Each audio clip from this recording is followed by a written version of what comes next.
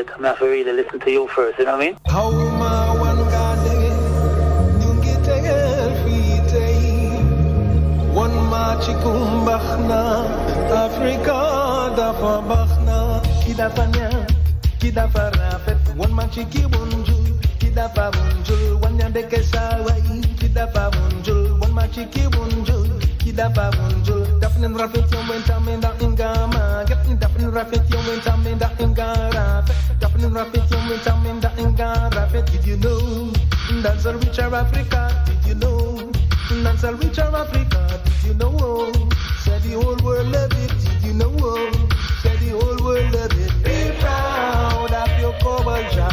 Be proud of that what you got. Be proud. Jambo, vipi, karibuni katika kipindi cha Dr I MAN BLAK. Kipindi chaitwa METAMORPHOSIS. Jifundishe, elimika na mwelimike.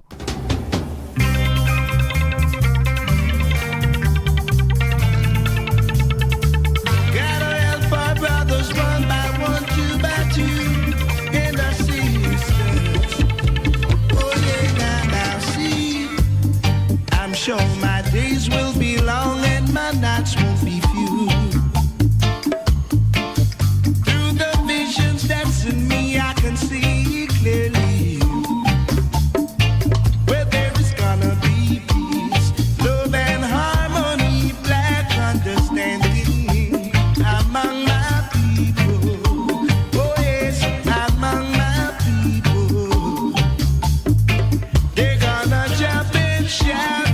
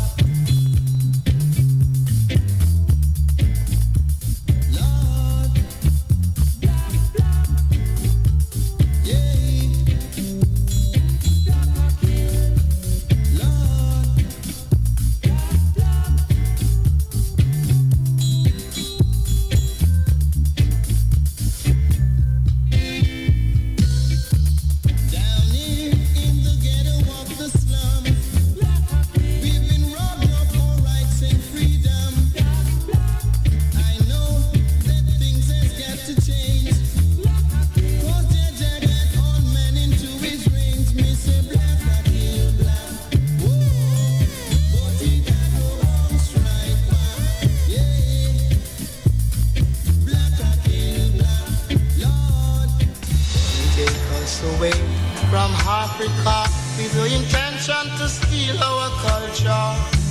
The good for the post by and say, humble yourself, my little one.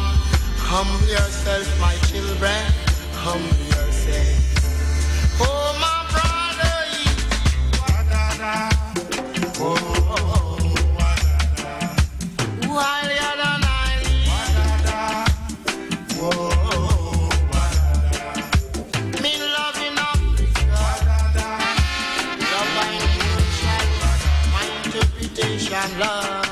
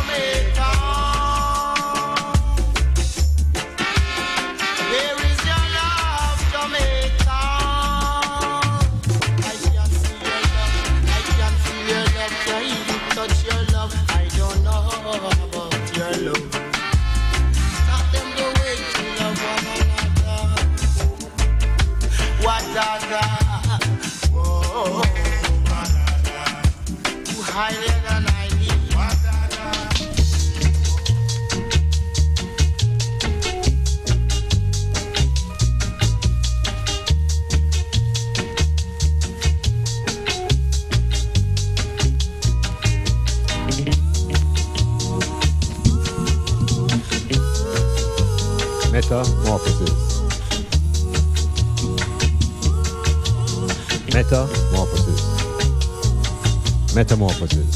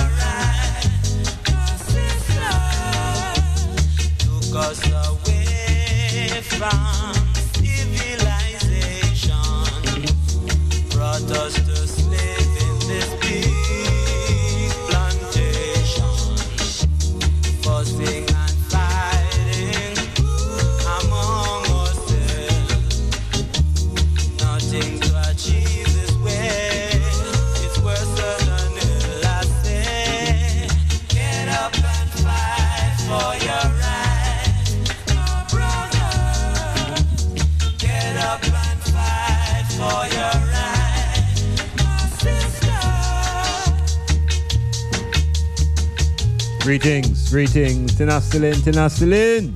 Eli. Metamorphosis, straight to your ear. We are still moving through time and space, and we are still engaged in the process of living. There are many who think that surviving is a great achievement. That achievement is basic. All living things strive to survive. But as man, as a divine entity, as a race of gods, I must live beyond surviving. we must move to the level of actually living.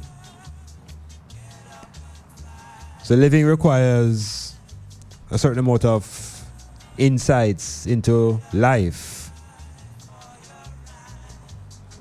to discern methods of how to live. And in this living, it is critical to make the determination as to who and what determines the destiny of the individual. Is the destiny predetermined, or is the destiny defined by the individual? What is the nature of our existence? So the metamorphosis continues to explore this plantation, continues to explore the type of celebrations that the population engage in, and the point of where we are in terms of even the system that we're in the month of September, and is driven by the industry called school. And as the previous program, I have to continue on the same exploration of the school system, the system that is responsible for miseducating a vast amount of the Jamaican Negroes on this plantation. There's also going to be a continuation of the exploration into the system of indoctrination, which begins in the Sunday school and it extended into the church via the schools.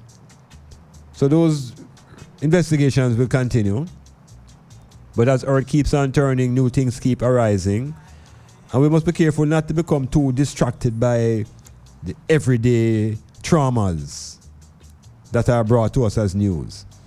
There are some that we have to look at a glance, and there are some that we must maintain a vigilance and a focus, lest we become distracted every other day by some new event. And the media is very skillful at creating events, what they call breaking news. And it's like a wave in the ocean. Before the wave fully break, another wave is breaking. So you're not even in a position to withstand and overstand the first wave. Here comes the second wave. And so it is with the news. We are bombarded with breaking news. And we have to pause as a people, at the individual level as well, and to examine and determine which news we can allow to go by and which points of news we must maintain a focus, like on the cockpit country. That is something that should never ever come off the agenda. So here again, Dr. Iman Blak, your host, and within the island politics, we have had a very interesting internal match where one team, one club had to play A team versus B team to define a new captain for the entire club. And the outcome has been very close, just like a 1-0 victory, which doesn't really give any team any much room for bragging and boasting. And therefore the leadership has not been clearly defined in the way that the people would like to know that the majority is in one camp. For the first time, we're seeing some different things. And perhaps the end result of this match could bring a greater team as well as it could bring the end of the club. So we'll observe that and we make our analysis as we go forward. I want to also touch on the concept of what I've been hearing for the last 15 years now, the concept of our ancestors. Where are these ancestors? Do they have any relevance to the present life of black people? Someone must explain the connection and how it works. And is it that every person who passes away goes into this dimension called the ancestors?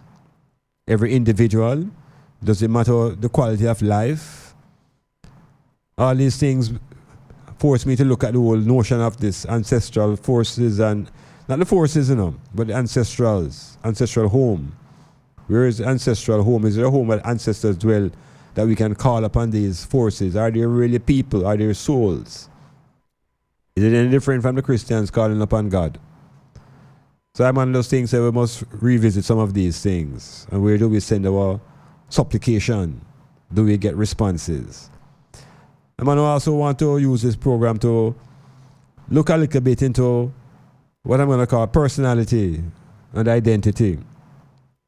Because so many black people can agree that they share the same identity, but are so disagreeable when it comes to the level of personality, that I want to see if we can speak to some of the issues about the personality of I and I. How do we develop a personality? What is it to have an identity we speak of over and over? But what is it to have a personality that is conscious? A personality that is culturally grounded in its own history. Because we don't speak much about personality. But within the Jamaican context, our biggest psychologist has declared that the country is suffering from whole dissonance within the population. And the problem rests heavily in the psychology. How do we construct our personality? What are the theories of personality that apply to black people? Separate from the theories of personality that apply to Europeans.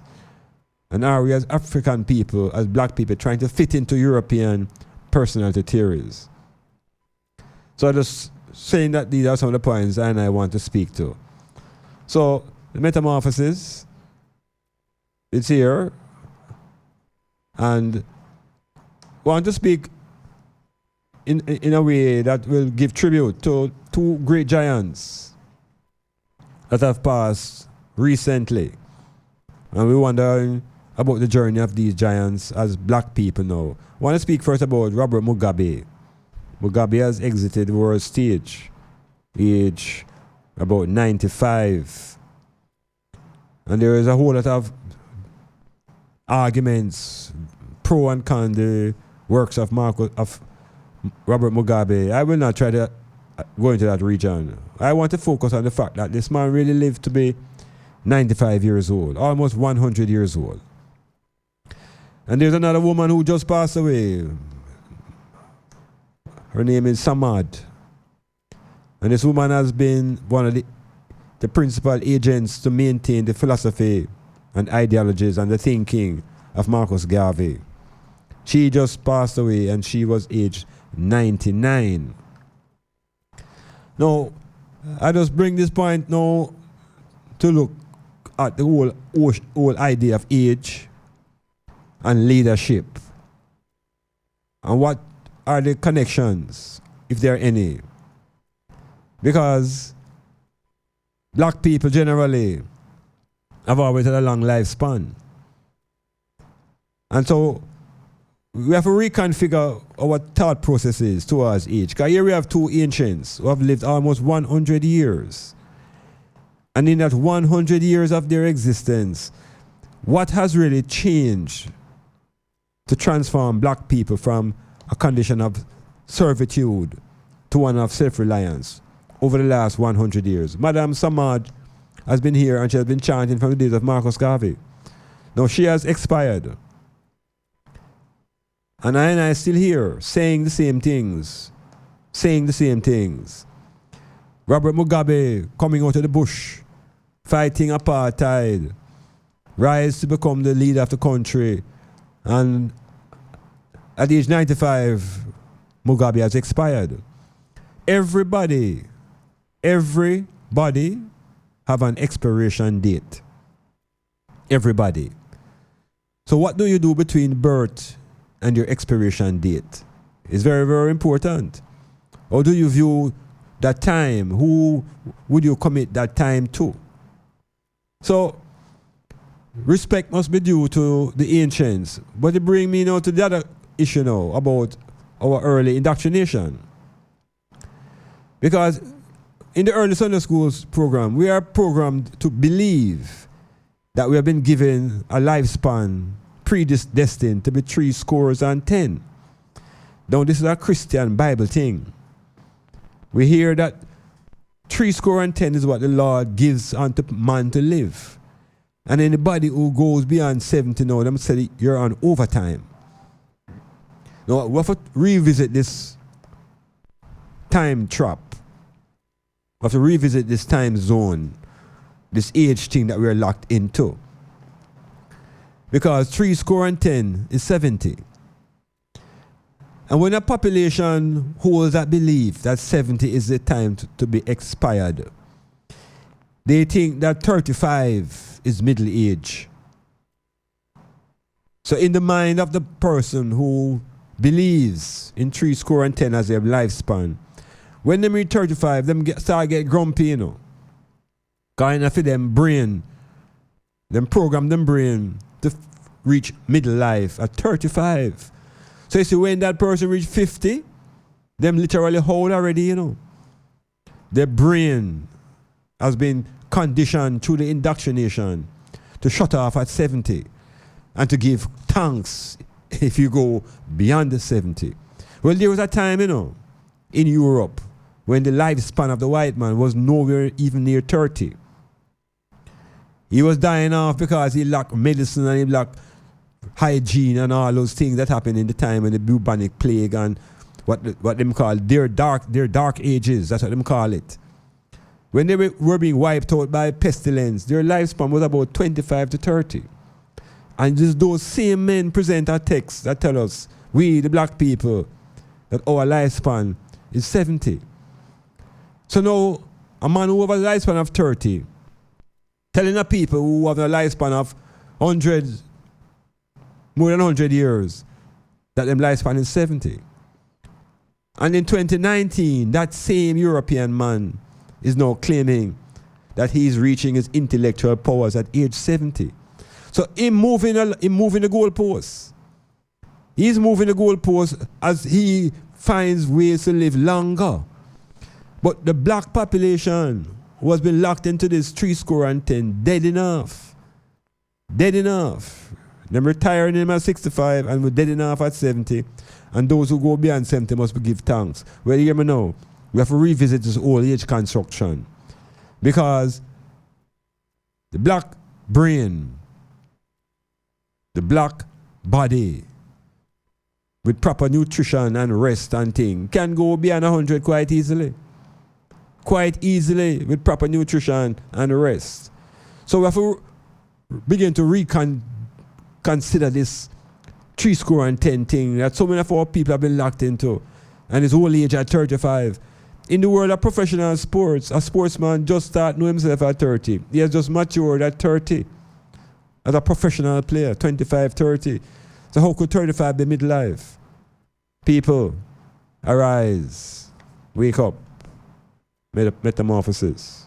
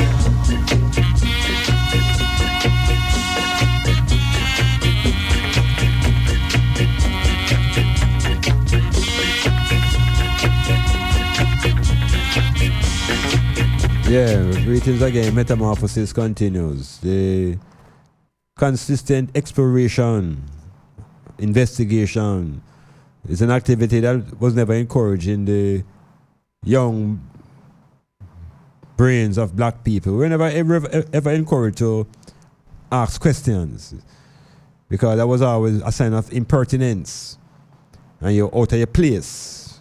You don't ask questions. So there's a sort of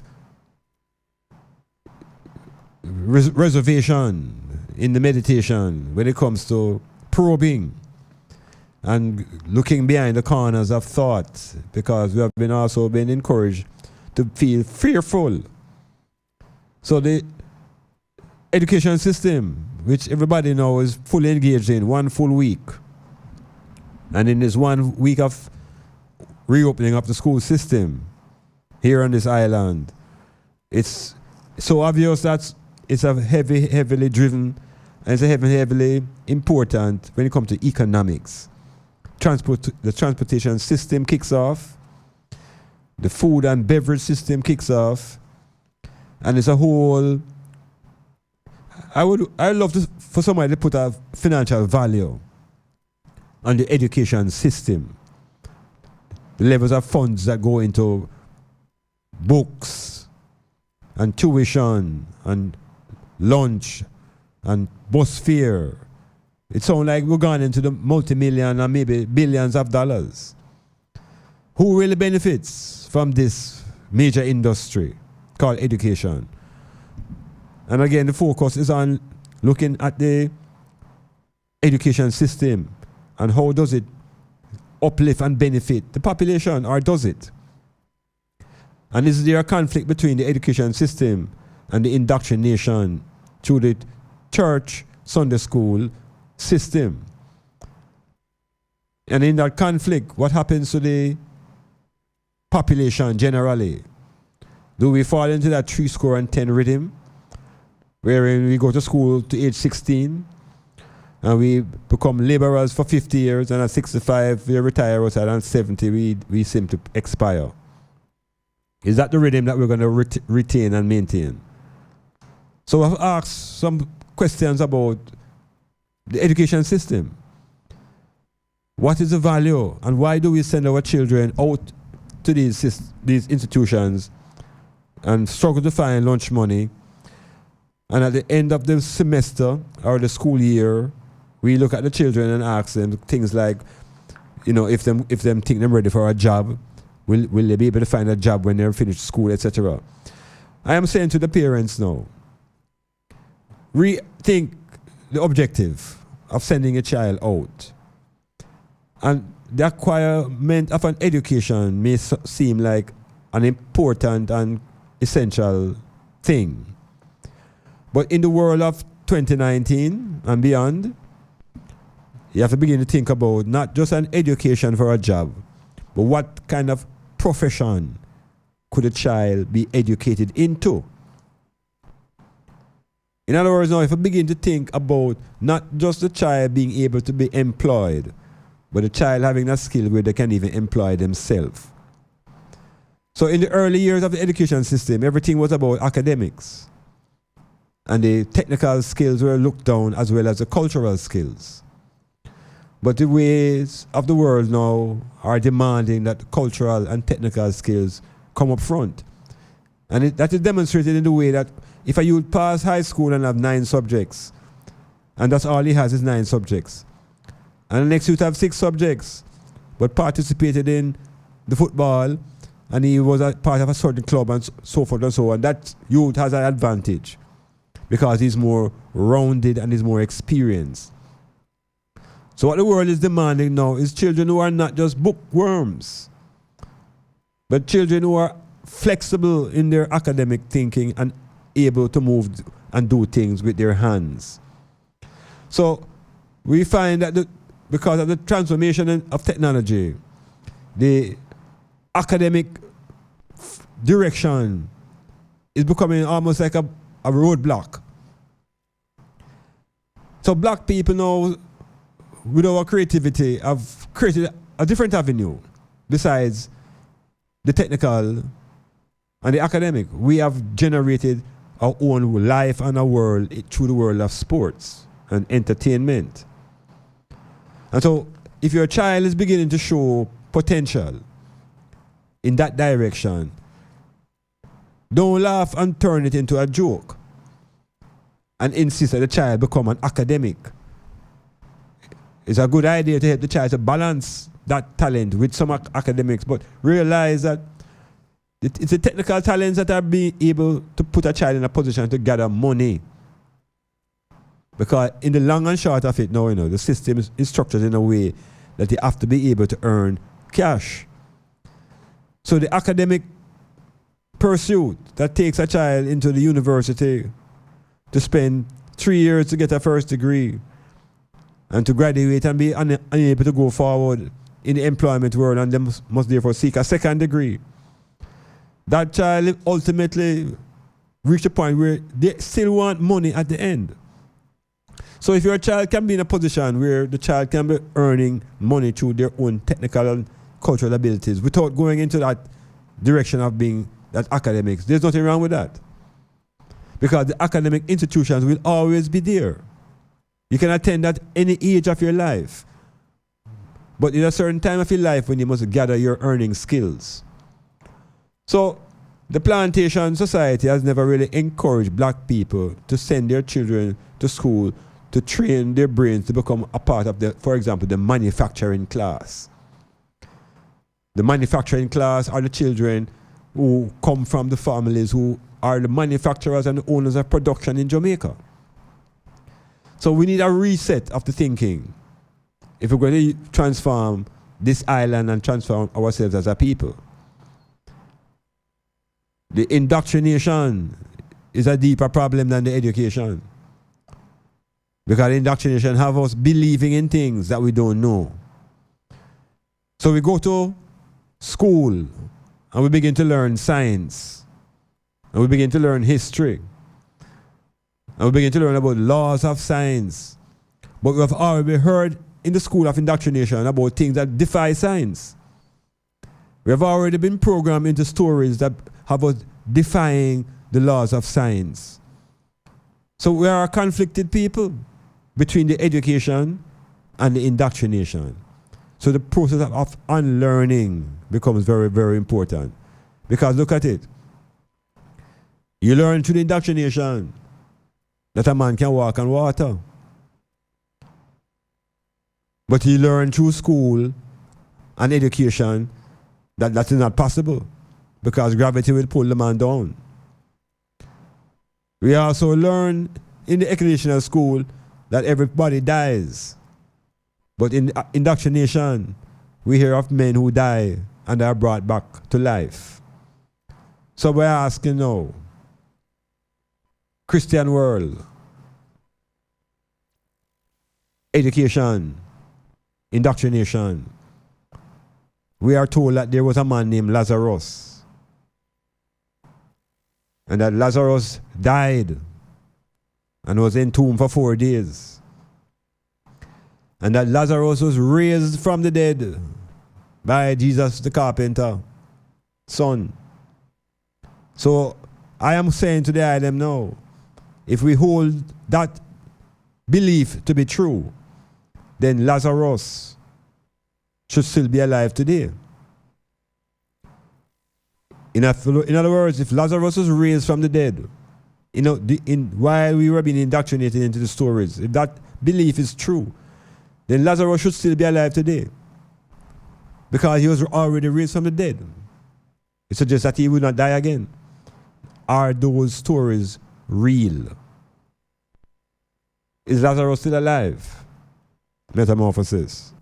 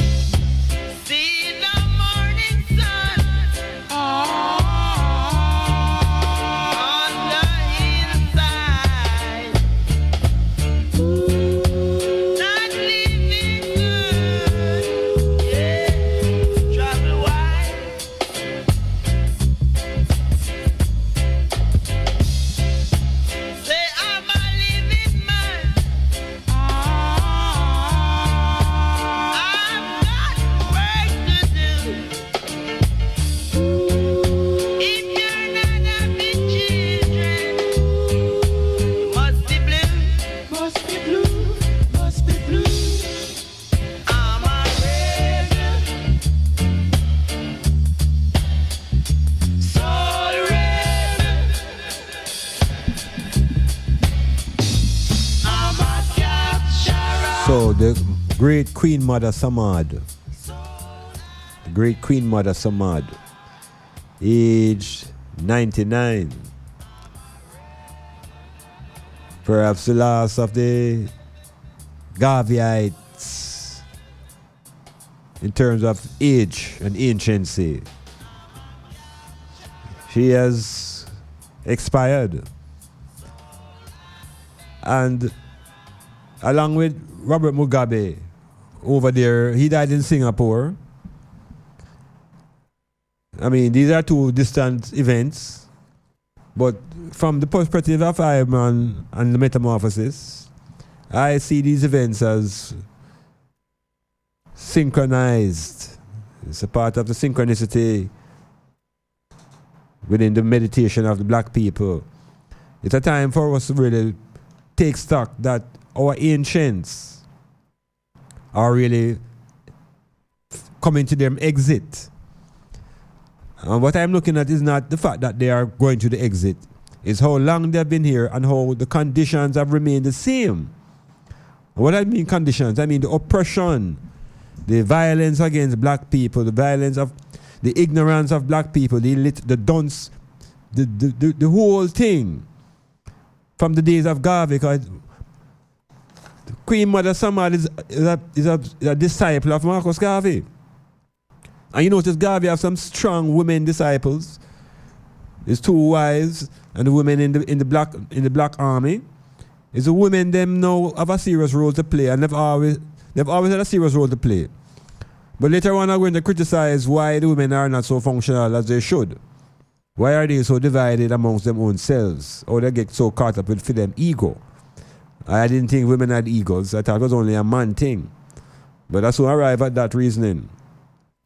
But Queen Mother Samad, many people may not know of her, but while many people know. She has spent about the last 30 years here in Jamaica and spent most of her early lifetime in Harlem. But she has been a soldier for the philosophy of Marcus Messiah Garvey. And so after 99 years and carrying the baton, I'm saying, what has really transformed at a level where the black people's lives are in what you call better off in material terms, in psychological terms, where and how has a collective improved over the last 100 years. I don't see it. I see individuals get more space to express themselves because the plantation knows that it has to have some tensions being able to be released. Just like when Jamaica get hot, them give the visa them and people just leg of the bad man them and everything toned down. So what I'm saying that we have to re-examine what we're doing and what we're not doing as a collective. Because after 100 years, we've been from the Garvey to Leonard Howell, to Mugabe, to all of these global struggles against European colonial racism and domination. And it's like the faster we go, the faster they move away from us. So something is wrong with the method of our struggle. Mugabe passed away, and the Western media have black people divided, taking sides that Mugabe was either a villain or a hero. And so the black people fall for these media ploys, and we fight amongst ourselves over our own heroes. Same way we are divided amongst ourselves in Jamaica between Maroons and Jamaican and Rastas and all of these ways of finding, we're just excellent at splitting up ourselves. Where that training come from, I really don't know, but we just seem to have it locked. But any lock can pull. Mugabe passed off at 95. And Mugabe coming out of the mountain, out of the caves and the woods of guerrilla warfare, rise to the level of the presidency. And of course, the Western world who Mugabe opposed never ever sight up with Mugabe. And Mugabe was a black militant. Mugabe wasn't a man who seemed to be into this negotiation with white people. Because if a man come and take your land, why should you negotiate to get it back? And it was stolen from the day one. So there are some ways that the Western world don't think was polite. And the Western world have a hypocrisy that I would call a type of polite violence. They commit violence against I and I in a very polite way. And when you respond to them polite violence, them tell you say you're too aggressive. And you lack suavity. So what we have to recognize as well is a part of the deception on black people within the African struggle. Because right now, we have a terrible thing going on in South Africa. We have a terrible thing where the people of South Africa, the blacks, are engaged in a war and a struggle against the black people from Nigeria who are living in South Africa. Now, at this distance, Iman could never tell you the exact reasons. But from a distance, we see black man killing black man in South Africa. What the Western media is saying, they're calling this xenophobia. Xenophobia. Just like how them create the one called homophobia. They are very good at creating words, We are very good at following what the words say. So this xenophobia thing now, they say it's foreigners being attacked in South Africa. So they're calling the Nigerians foreigners in Africa. First time the concept of an alien and a foreigner was a white man. It was a white man who was always the alien and the foreigner. But the media now are calling the Nigerian a foreigner in South Africa, which is on the same African continent. So the African now is being called an alien against the African. The media is very skillful. And they call it xenophobic struggle. Something, not a phobia like how them create a homophobia thing. Look here. There's no way the white man them want to surrender them resources and the power that they have in Southern Africa and anywhere else in the world. And they will always fight to maintain the power. So from the time black countries were granted independence in Africa, the European countries have never withdrawn. They've spent all their time destabilizing these nations to maintain the division and the conflicts in Africa. And these conflicts were not innate to Africa, You must know of the great partition of Africa by these Europeans. Yeah, they had a conference. And in that conference, they parted the entire continent. And in that partition, there are many black people today who reject the partition of Africa by the Europeans. And the Europeans give it the impression that it is something that was natural. And it was for the benefit of black people why this partition took place. I'm going to talk a little bit about the partition of Africa and how it create conflicts and wars and all kind of turbulence amongst African people. Purposely orchestrated by Europeans in 1884 and onwards. So when you say a man like Mugabe, all ardent on certain things, we have to know the bigger picture. Metamorphosis.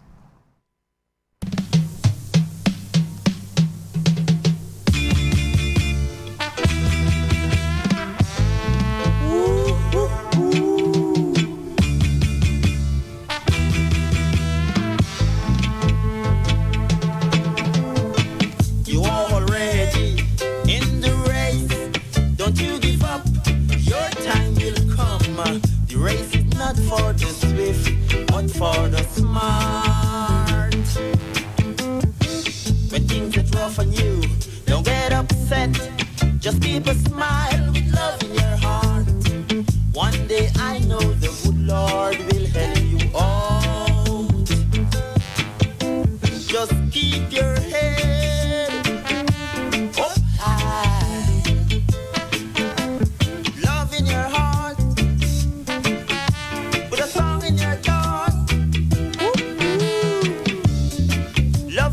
Black man, treat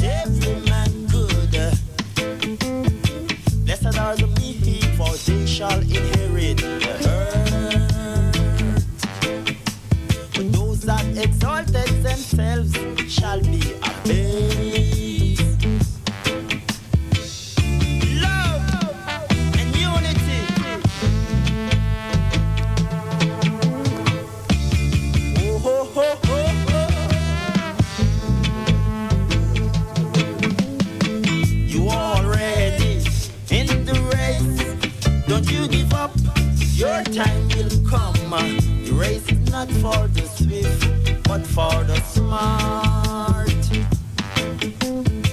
When things get rough on you, don't get upset. Just keep a smile with love in your heart. So the WhatsApp says, good night. This person says, I have a grand aunt that died 105 years old. We are ancient people. I understand that some of the DNA found in the bones of the black Africans who were buried on the African continent, those who resisted the slavery. Some of the DNA reports we hear show that the men and women there were over 200 years old. Think about that. Yeah, man. We're ancient. We're ancient. Shall inherit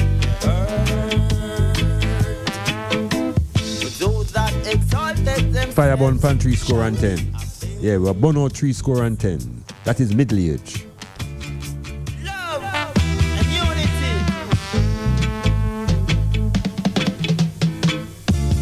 Oh, ho, ho, ho.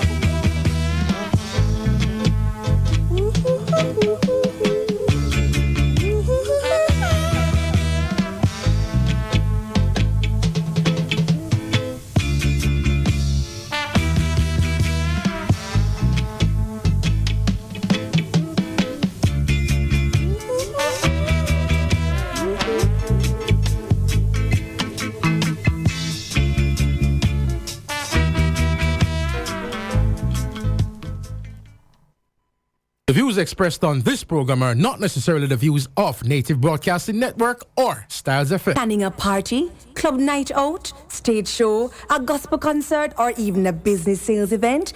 Let Styles FM be a part of your promoting tool.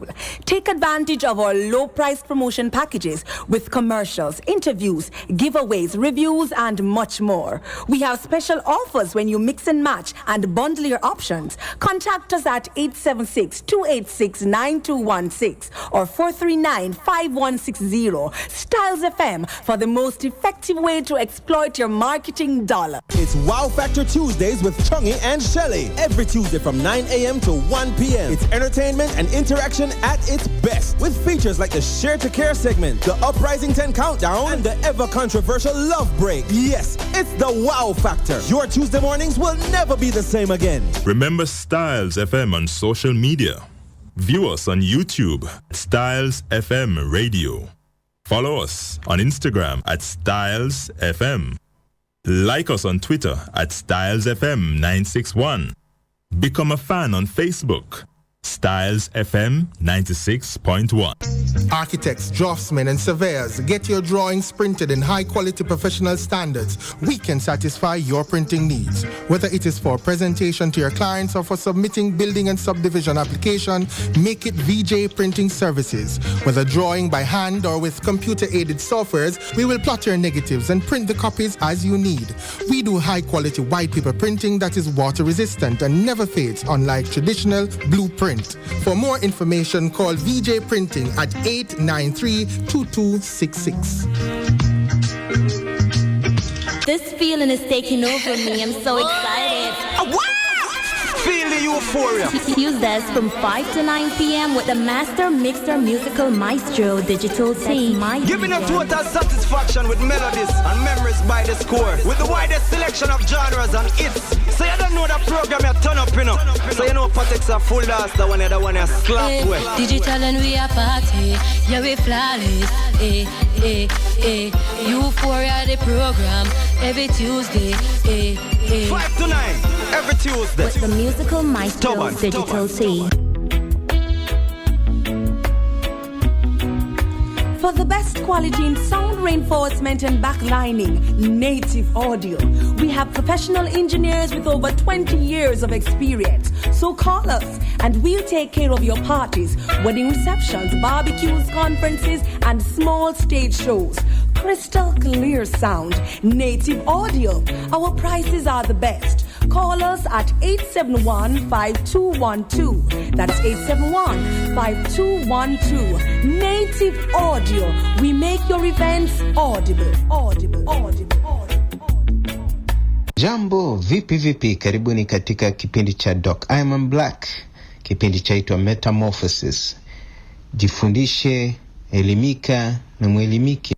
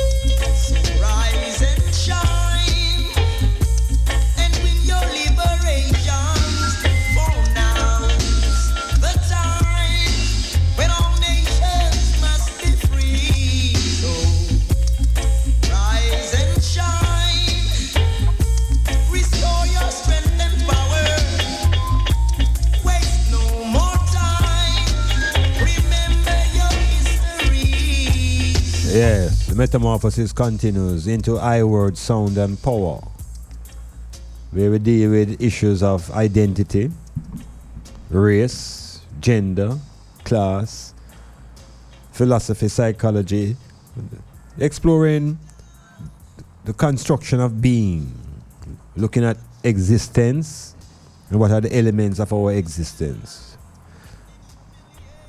Now, I put out a post, and it posed a question, and the question within this section now deals with each individual that listens to the program, each individual that exists, have the ability to function with brain activity, but so do the animals. And there are individuals who define themselves as animals, belonging to the animal kingdom. There is I who would differ from that definition. But to get to the essence of this segment now, I really want each individual to try to figure out within them own self how is it possible for an individual to look into themselves. What that really mean? What does it mean when an individual looks into themselves? You may need pen and paper for this section right here now, because you have to put on some things on paper so we can pin down what these things are that we are talking about. You hear the general cliche say, a man for just get to know himself. And then here say, if a man only looking at himself, he might do certain things different, but him not looking at himself. So this concept and idea now of looking into yourself, I want to slow down a little bit. Slow down the phrase and see if you can do some analysis. What does it really mean to look into yourself? What are you using to look? And what is the self? And does the argument suggest that there are two elements? Are there two elements? When you, the individual, say, I'm going to look into myself, how many objects or how many items can you identify in that conversation?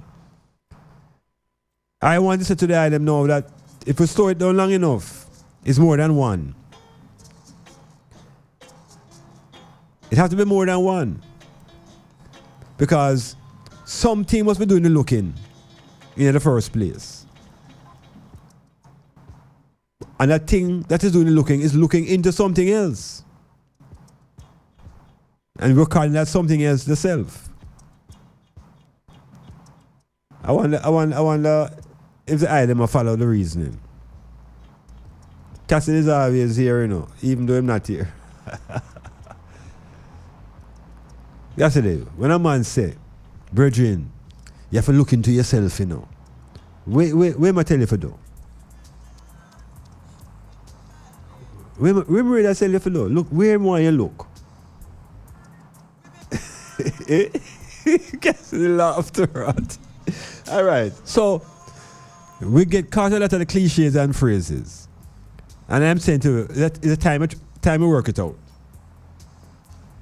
And we need pen and paper, Someone tell metamorphosis now, we're going to have some searching. Because you see, it's not enough to just talk. We need to be able to be technical and become tactical ultimately with our knowledge. Look into yourself. All right. So, from my perspective now, speaking out, it sounds like it's two things at work. It seems like there is a self, but there seems to be something or somebody or someone looking into the self. So I'm going to begin by saying that there are two components. There's a self, and there is the object, or not the object. There's the looker. Whoever give the looker a name, I would choose to call the the looker I. So I'm going to look into myself. So what is the self? What is it that makes up the self that I can look into it? And does the I that is looking, what is the I using to look? Because the two eyes in our head, obviously we can close them, you know. We can close the two eyes in our head and conduct this reasoning because we're not talking about anything physical. So the self can be something physical, or can it? Because you can damage yourself. But is that the same self that you're looking into? All right, soon come.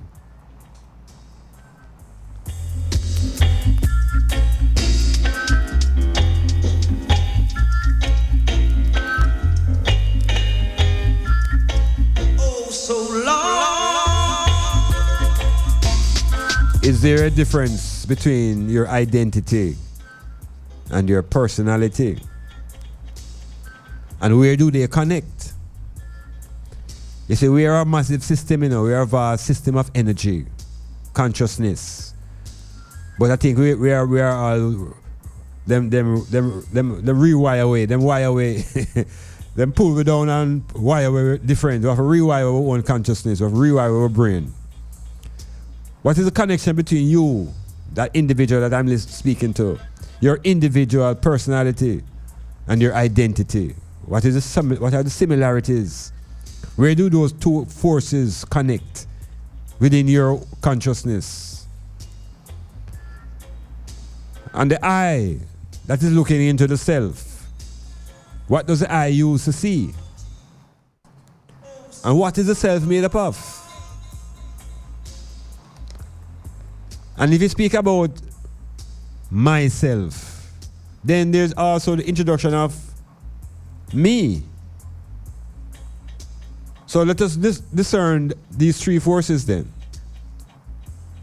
Let us speak about the I, the me, and the self. Let us construct that triangular being. Put it on paper. Draw a triangle. And each of the end, you put one of those aspects of yourself. So there's a self at one point, there's an I at one point, and there's me. I want to have that triangle down on a piece of paper and realize that within that triangle now there's energy. That energy now we're going to call it consciousness. And that is a framework of black identity. But what about your personality? And how do you develop and identify your personality? Because the problems I and I having as a people, you know, is not necessarily at the level of identity, you know. It's really at the level of the personality. We have some serious problems at the level of the personality. And when we have the level of the personality, there's no room for unity now, you know. You could have culture a little more. You could have Afrocentric a little more. You see, if you're having some serious disturbances at the level of the personality, we will have to revisit the black personality. How is it constructed? What's the relationship between your biological environment and your physical environment? How does society impact upon the formation of I and I personality? Yeah, we're delving. Metamorphosis.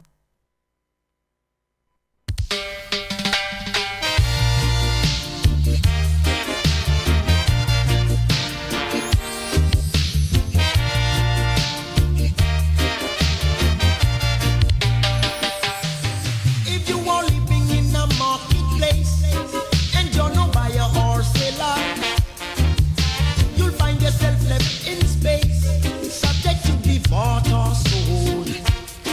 If you are living in a tenant yard and you are not the landowner, you'll get that notice from your landlord to leave sooner or later. So what you need is liberation. Everyone needs it, young and old.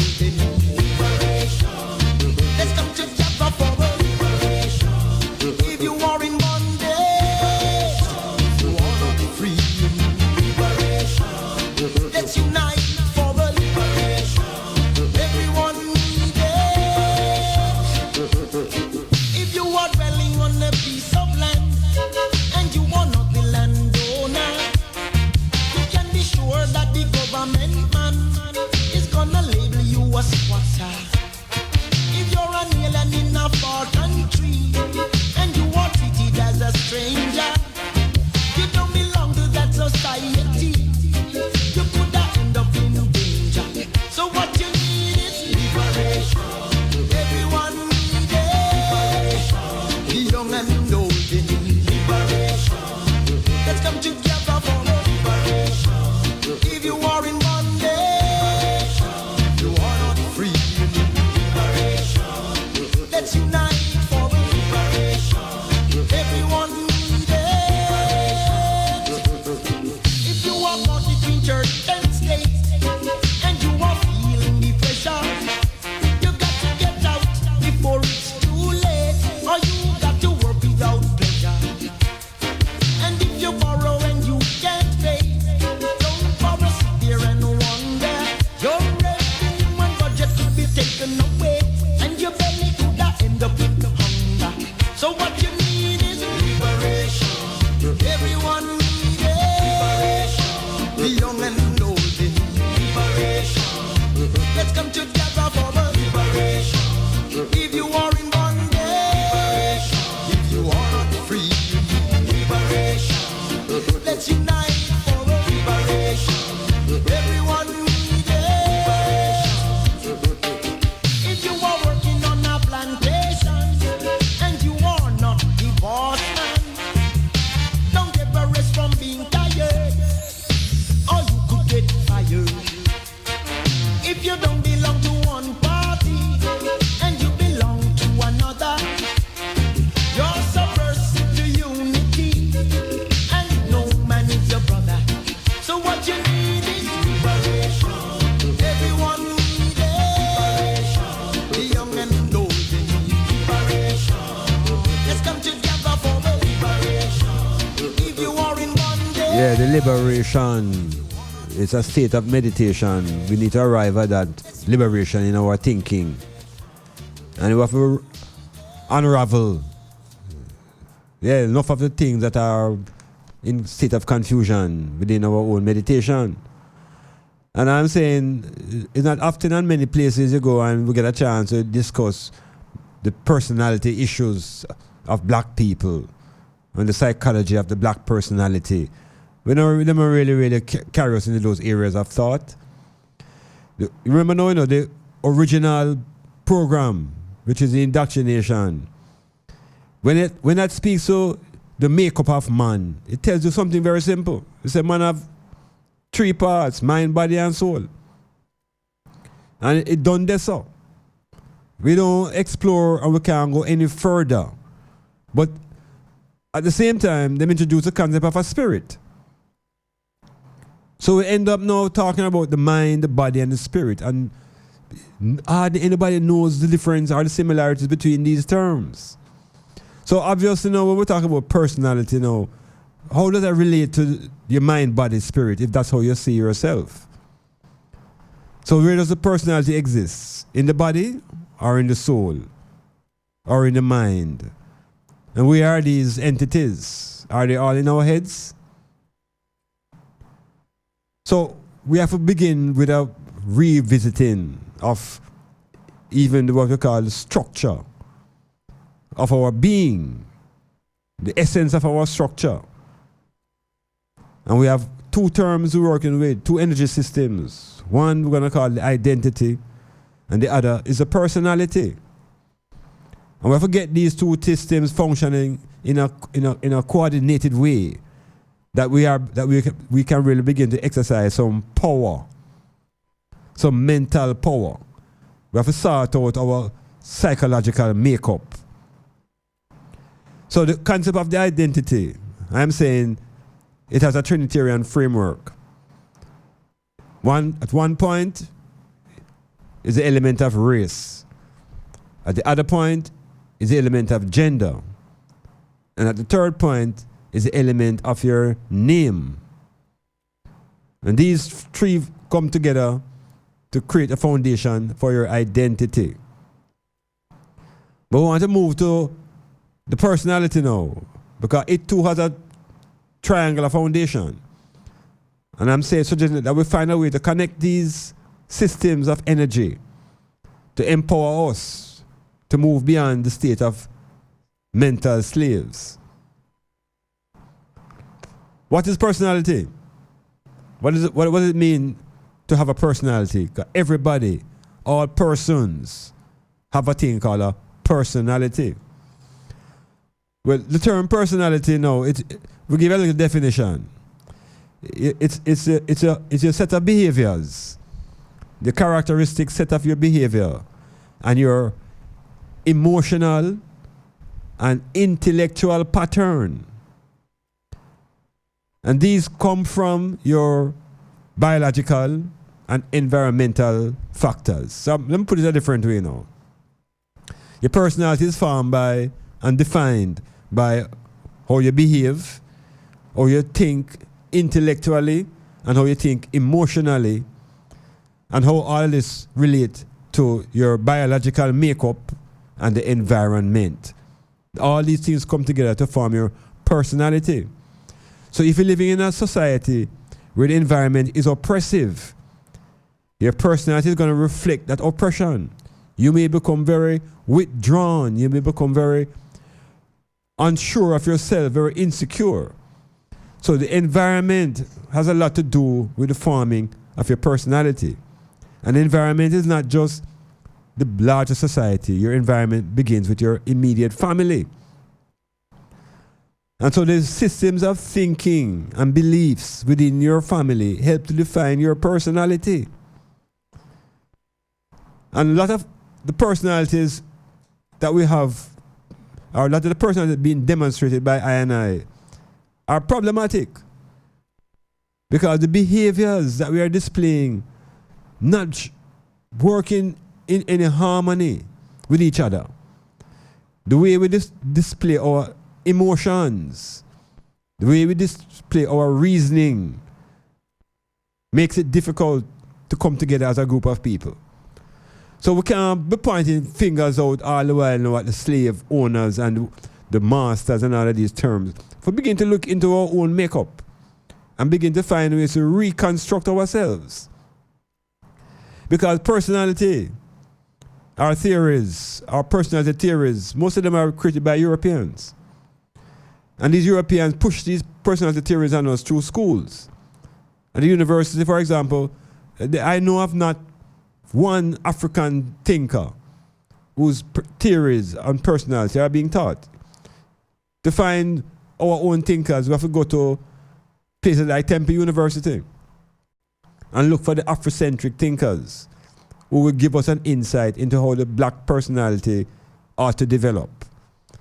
So within the context of this reasoning now, we have to find how do we look into ourselves? What is it we're doing when we look into ourselves? Because we also have been told to emancipate yourself. What does that mean? So to look into ourselves, we have to identify where does the self rest, which aspect of ourselves. Does the self rest in our identity? Or does the self rest in our personality? Or does the self connect itself to both the personality and the identity? Because it's something we have to sort out. We have to sort out the connection. Within the personality, we find attitudes being displayed. We find fears. We find beliefs. A lot of these things are reflected through our personality. And it is our environment and our social training that gives us this information. So everything that surrounds us influences us. And as black people now, in an oppressive condition, and a slave plantation, we have to work overtime to clear out the baggage that we have been given through the indoctrination to arrive at knowledge about our own identity and our own personality. The personality theories that we have been working with has been given to us primarily by one European called Sigmund Freud. And the Sigmund Freud theory that has locked us up into this idea of having an ego, a super ego, and an id. These three constructs are applied to males. And it leaves the black woman and the woman in general within this framework absent of an ego. How can that be? How can the female lack a center within her own identity and her own personality? You know, those who have insight into psych and philosophy, link me, 453-1444. Metamorphosis.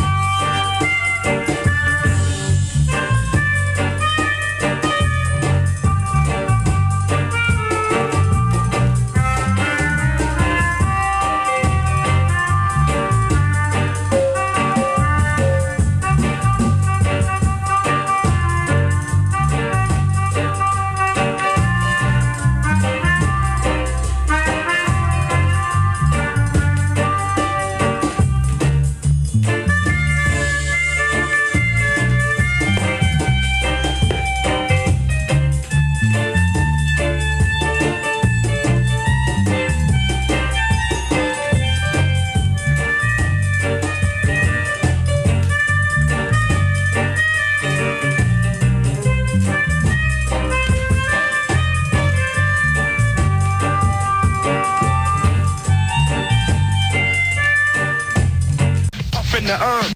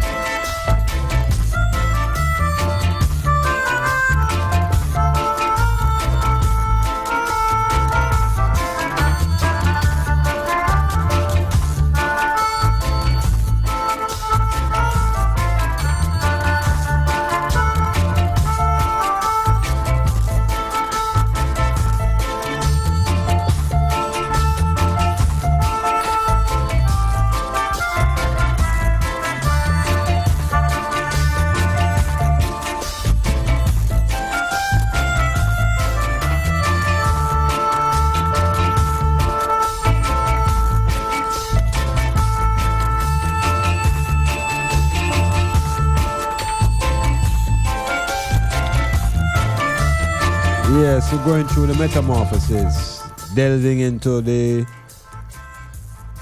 darkness, into the blackness of our being, trying to resolve the conflicts that are within, because the conflicts within are what really keeping us apart, you know. Is the conflicts within each individual. Because if there's conflict within an individual, there cannot be any unity between individuals on the external level. The collective will suffer. So each individual has a task at hand to sort out their own conflicts and differences within their own self. But how can you identify conflicts in the self unless you know how to explore? And what are the tools you use to explore this thing that we're calling the self? How is the self constructed? Are you born with a self? Cassidy, you're born with a self? You think you're born with a self? Eh? All I go? So, in other words, no, when a little child, a little infant, do you think that infant can just say, them have a self? Or all them focus on is just food? Yeah, man, there's food and warmth and comfort and security. That is the concentration and the focus of the newborn. So the newborn, I am saying to them, have no consciousness of anything called self. What the newborn is conscious of is me. The individual is centered at the consciousness of me. And anybody want to dispute that, you have to bring forward some very serious contradictory arguments. Actually all living things, mammals, all them who born without, born as I'm from a mammal and need care. Them say the man requires the most amount of time to be able to become self-reliant. So, infant knows only me. And the consciousness of that me surrounds security of food and basic needs. I am saying the me that infant who is at the me level don't have any concept of want. Wants don't exist for the infant who's at the level of me. So I'm saying there's going to be a progression and an evolution of both requirements and thought processes. So the me evolves year 1, 2, and the me reach a stage where it can actually become almost independent of the mother. It can walk by itself, can start tear down things, can actually begin to become almost like a little terror. But the focus of that consciousness is me. And the universe that the adults live in, and what the bigger globe that we live in, and the solar system that the infant doesn't know anything about of yet. It don't matter. All of those things have a center. And the center of all of those events and activities is in the me. Now, there's a chance for growth. Because as time passes and the me and the brain of the child begins to develop, something emerges out of the blackness of the brain. Another level of consciousness emerges. And I'm saying this level of consciousness identifies itself as I. And I'm saying at this point, the child could be just about 3 years old. And the child can be conscious of the I. I am. I this, and begin to have a distinction in the own meditation between the I and the me. The me is always, of course, demanding because the me is driven by needs. The I develops into a sort of negotiator, a mediator between what? The needs of me and the reality of the environment. What is really in the environment? That consciousness. So, people grow, but not everybody grow up. So some people really and truly never really grow beyond the me consciousness as much as they grow in age. So we have some very grown people whose meditation is focused and centered on the me aspect of personality. And that me aspect now makes that person what you call very me-centered, very thin-skinned in behavior and response, very narcissistic in terms of personality characteristics. And we begin to see characteristics now surface because of the type of consciousness that is centered in this individual. Their personality is centered on the me. And so them behavior and them attitude, everything, them make you feel like the whole world run around them. And the world was created because of them. And everybody either like them or everybody don't like them. And it's them very, very petty. One of the prime examples at the highest level is the President of the United States. Donald Trump is a complete meist. Everything revolves around the me of Donald Trump. So we're talking about personality disorders now. So when you become too me-centered, you're a problem to everybody else except yourself. Because to you, everybody is a problem and you're never, ever in the wrong. But there's an evolution within others and they arrive at a consciousness called I. And the I consciousness now gives that individual an awareness of more than just themselves. And when we say themselves now, here we have to use the word self. They are more conscious than just the me that is within them. The me of a temple, the temple of the me is the body. And I don't want anybody to ignore the power now of the me, you know. Especially when the me is housed in the body of a female. Because it have a different energy than the me in the male. And much of that energy is driven by the chakra, clitoris in the woman. Yeah, I'm not going to say much more about that. But that's the highest and the most concentrated point of energy and feelings in any being is at the clitoris. And that's what gives that female body a whole different power and vibration. So the me of the female is a force. It can actually call you. Hey, Cassidy, a woman body ever call you yet? Or tell you something? Even about body talk? Hey, it's a serious thing, brethren. Women don't have to use no verbal out of the eye, you know. Them don't have to use the eye to talk to us. They must talk to us through the me. Yeah, man, the hope of me language. And because our eyes will focus on their me, them have us locked. But we're going to talk about the emergence of the self. How does the self come into being? Because you remember now, you know, we have been told to emancipate it. We have been told to look into it. We have told to develop it. We have told to don't lose yourself. So we're going to explore a little further beyond the I and the me. How do we arrive at this concept of the self? Metamorphosis.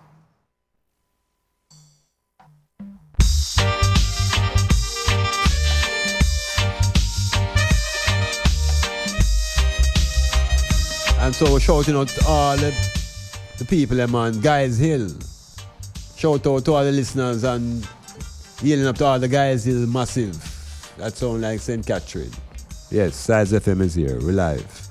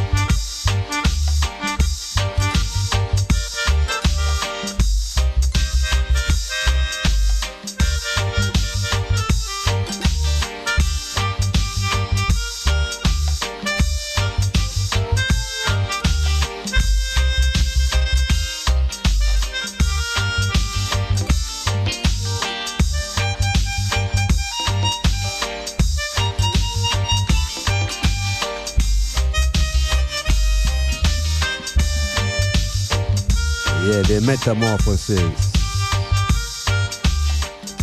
putting forward a perspective on the concept of personality.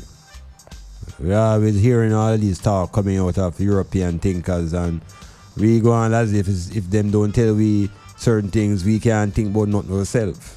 And when we think about things by ourselves, we're waiting for them to validate it. So there's always doubt in our own thinking. And much of that doubt has been created in us through that early indoctrination, where you are trained to believe that you have no knowledge of anything except through some faith and belief and some hope and something. But we can't not by ourselves. We can't not by ourselves. And so we always need this help. If it's not from other races, it's from something divine. But we can't not by ourselves. But that them tell we. So if we revisit our old makeup, because we are the same ones who bring mathematics and science to the world and build the pyramids and have the chemistry and the physics. All that in our memory bank, you know.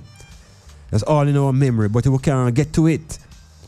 All that information is stored in our memory system, but our wires are so crossed and beaten up. You know, we can't, the battery, nothing not working right, but we're going to rewire ourselves. We're going to rewire our consciousness. We're going to rewire how we view our own personality and how our personality is connected to our identity.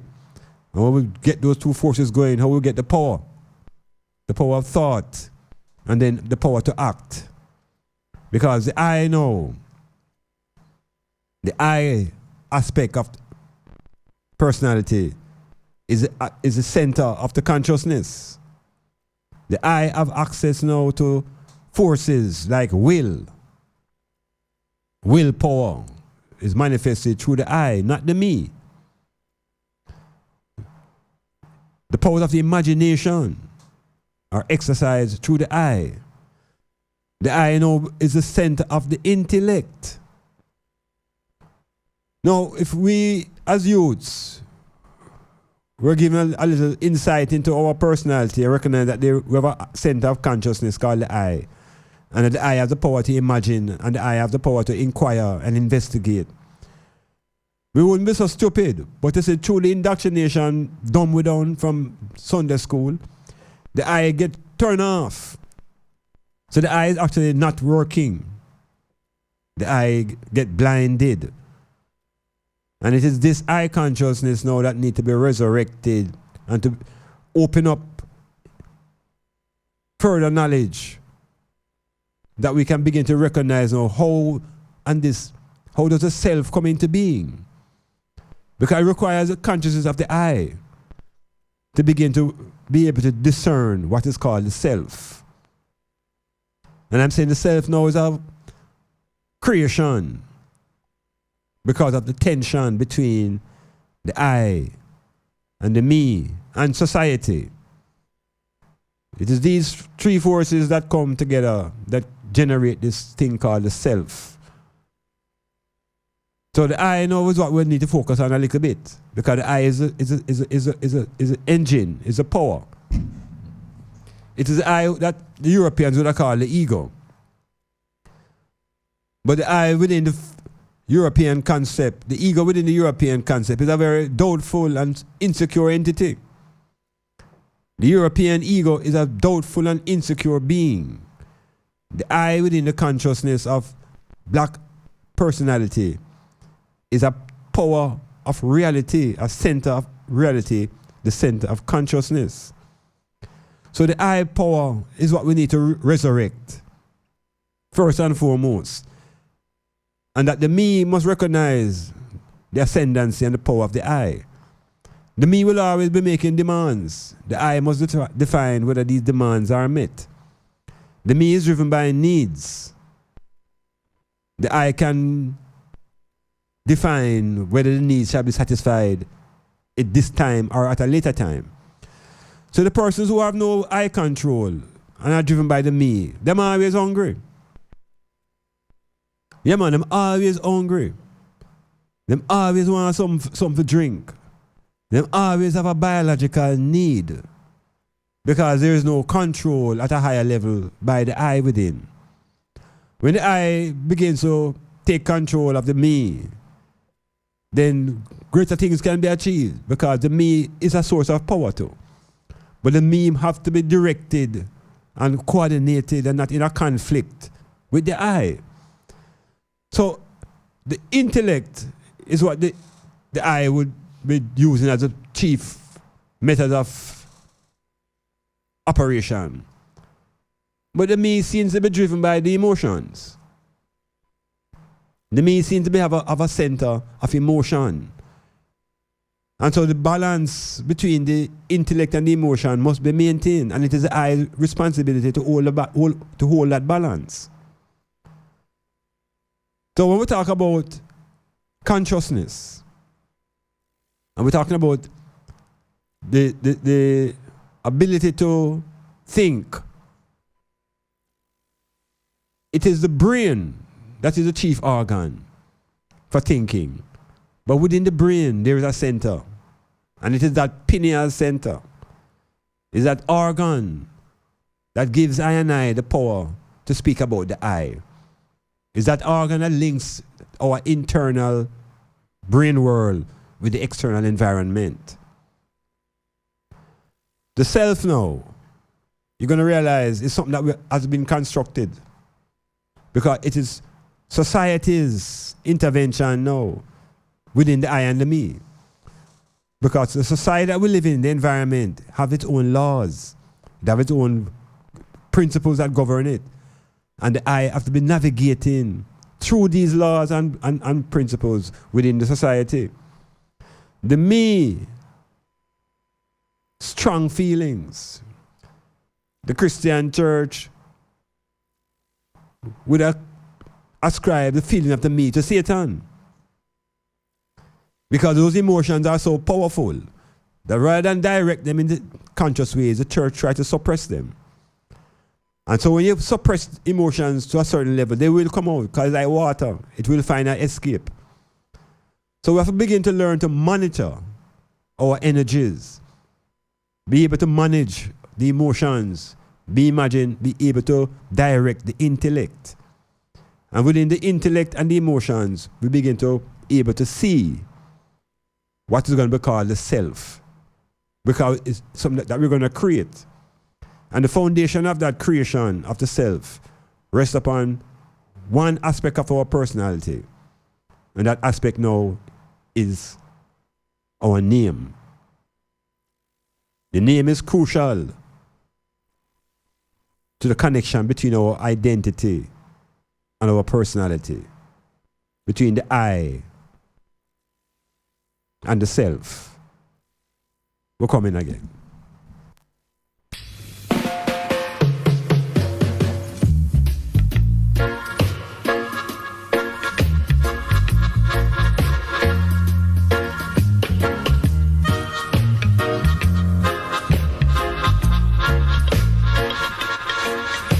The I consciousness, it must be grounded. It has to be centered. And what should the I be centered within? It has to be centered within a culture. It has to be centered within a geographical orientation. So there are some basic cultural foundations that we can speak to. We can speak to the indigenous foundation that we can call African. So the I can be centered within the culture of the African. The I can also be centered within the culture of Europe. The I can be centered within the culture of Africa and the Caribbean. So the I has the capacity to center itself within almost any culture. And it is to have the knowledge now of your own history that will help you to locate the center of the I, where the I should be centered. So in other words, now there's a concept called Eurocentricity. And Eurocentricity suggests that your thinking, your foundation of your thinking, your I, is located in Europe. and the world is viewed through the lens of Europe. Well, I am saying to the I that within the black personality, the I consciousness is centered within an Afrocentric perspective. And so the history and the culture of the black continent becomes the center upon which the I is grounded. So centeredness is an important aspect of personality because we have to be centered. The education system of the British, along with the indoctrination, tries to recenter black people and locate black people's center in Europe. So once your center is Eurocentric, your thinking is based upon Eurocentric ideas. You begin to defend the ideas of Europe. You begin to defend the lifestyle and the patterns and the behaviors that are European. So we have to come to grips. We're talking about coming to know ourselves. We have to know the foundation of the I, and that the I have a historical and a cultural base. So when we begin to talk about developing a self, the self have to incorporate the history and the culture in which the I is grounded. That I can speak about I self. That I can speak about myself. It's a thing that we need to work out. Me, I, and the self. How do we coordinate those forces that make up our personality? How do we get rid of the ego and the id and the superego construct? How do we shake off that animal behavior that the id provides? And how do we hold on to the divinity of the I? Metamorphosis.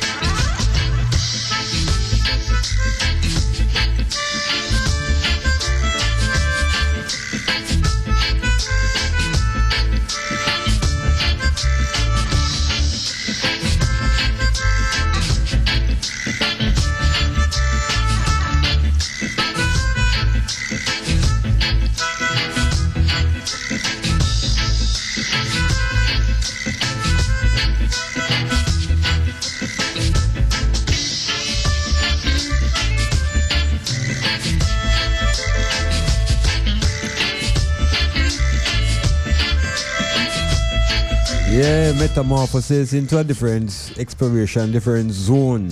I hope that them checking in and checking out and seeing what is possible and what is not, and what is probable. But I'll put the proposition forward again. I am saying I and I have a personality and I have an identity. And there must be a way to connect these two forces that bring out the best and make us as powerful as we can be. But if you have disturbances in both of those systems, we forever will be crippled. If we are disturbing our personality and we're disturbing our identity, we are forever slaves. So I said to them now, put pen to paper and you make two triangles. One triangle represents identity, one represents personality. And personality has three corners. Each of them have three corners because they are triangles. I would say there's a me, and there's a I, and there's a self. It makes up the personality. And within the identity, there's a race, concept of the race, your gender, and your name. And I'm suggesting that we'd find a way to connect these two systems. And one of the ways we can connect these two systems is to connect them at the point of self and name. So you have these two triangles with all these with three different points. If you connect them at the point where self meets the name, then you're going to realize that the system now can be turned on. Because the concept of the self really, I am suggesting now, is grounded onto the name that is given to the individual. It's upon your name that you're going to build this concept now called yourself. And the name is an important signature. It's a sign. The word signature is like sign and nature put together. Sign, nature, signature. Your name. And so that's why in the ancient traditions of black people, naming is such an important ritual and a ceremony. What are you going to name this person? Because the sound and the vibrations connected to that name are going to affect the personality and the identity of that person forever.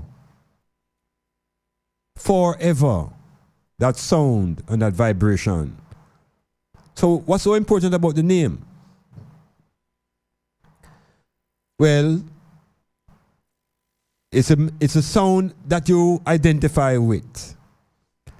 Now, within the plantation society, the names that the chattel slaves were given were two formats. One name tied the African psychologically into Christianity. Because 99% of the population were given what was called a Christian name. We didn't ask for this. This is an imposition. And so they're tampering with our personality. They're tampering with our identity. So they give us two names. The first one locks us into Christianity. And within the Christian doctrine, we must become servants and slaves to the Jesus. We must live in fear of Lord God. These are part of the requirements within the context of this part of the thing. Now, the other name, the SIR name. Yes, the SIR. The name of the plantation owner that we like to call Sir. We are given a combination to lock us in like forever. So one part of our name makes us a servant to the Jesus. And the second part of the name makes us a servant to the slave owner. So our name ties us completely up into slavery. Now, how much more mental slavery we want to speak about if we have a form of enslavement in our personality and our identity combined. So we are saying now the name is crucial. So once you begin to realize how that thing is disturbing, that's why most revolutionaries dismiss and get rid of that slave Christian name. It's the first way of recharging your own system, of boosting up your psychological engines by dropping off them two pieces of clog that holding up our... In other words, now, we're not really versed in psychology necessarily because them tell us that everything is spiritual. So the name, if it's even considered to be a spiritual aspect, then there's negative and the positive spirituality. And if you're going to name a person with a name that is negative spiritually, you're transforming them into slaves. So when we begin to get conscious now and look around the world and realize that most of the great leaders had to change their name. They had to get rid of that baggage that kept their psychology and their mentality as slaves. So check the paper. Look at those two triangles. And if you connect your name within the context of your identity to yourself within the context of your personality, and you have all these disturbances there, you see why the race is upside down and why we're moving backwards, why we're moving sideways, why we can't move forward, why we can't have an agreement within our personality, why we're so distressed personality. Why is? Because the me within the personality who thinks that its world revolves around them can't see the race. Those who are I conscious will feel the pain because I become conscious of the I as a universal force and that I exists in all individuals. But most individuals who are unaware of the I speak only of the me. And so we have an imbalance in personality and it's reflected in the behavior. People are insecure. People are disagreeable. People are uncertain. All sorts of personality disorders. People are suspicious. And so confidence doesn't flow through the system. There's always doubt. There's also always fear. We have to purge yourself. And one of the starting points is the name. Yeah, Iman BLAK. Metamorphosis.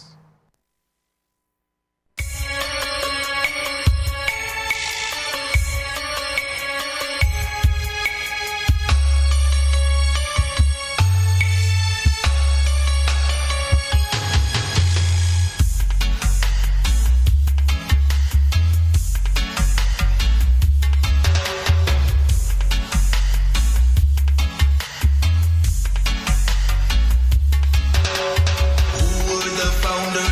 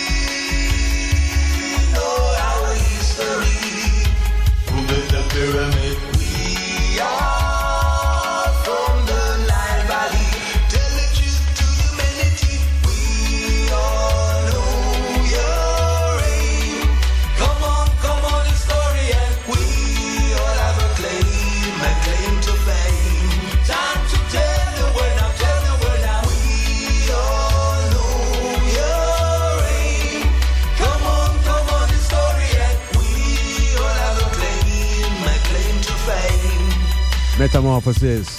Moving into Alkibulan. Our story, Kimit. The blackness of I and I. Without any shame and disgrace. 2,000 years ago, the word black had a different meaning than what the Europeans have now put it in their dictionary. But we can go around that. This part of the program usually speaks to our anciency in terms of our story. And oftentimes, ancient Egypt is a reference point to go further into time. But I want to talk about a little event, not a little event, a big event that is more contemporary in terms of time. It only happened 135 years ago. Only 135 years ago. And this event was called the Great Partition. Yeah? The Great Partition. Of course, we mean partition knows to separate. This was the Great Partition of Africa. Most of us are schooled and educated into the transatlantic slave trade. And we are versed in the triangular movement of black people as cattle and chattel. But the partition of Africa itself is very, very important for us to be able to recognize why perhaps we are so disturbed within our personalities and why we are so disagreeable within our behavior with each other. Because it's not by accident, it's by design. It's not by nature why we are so disagreeable.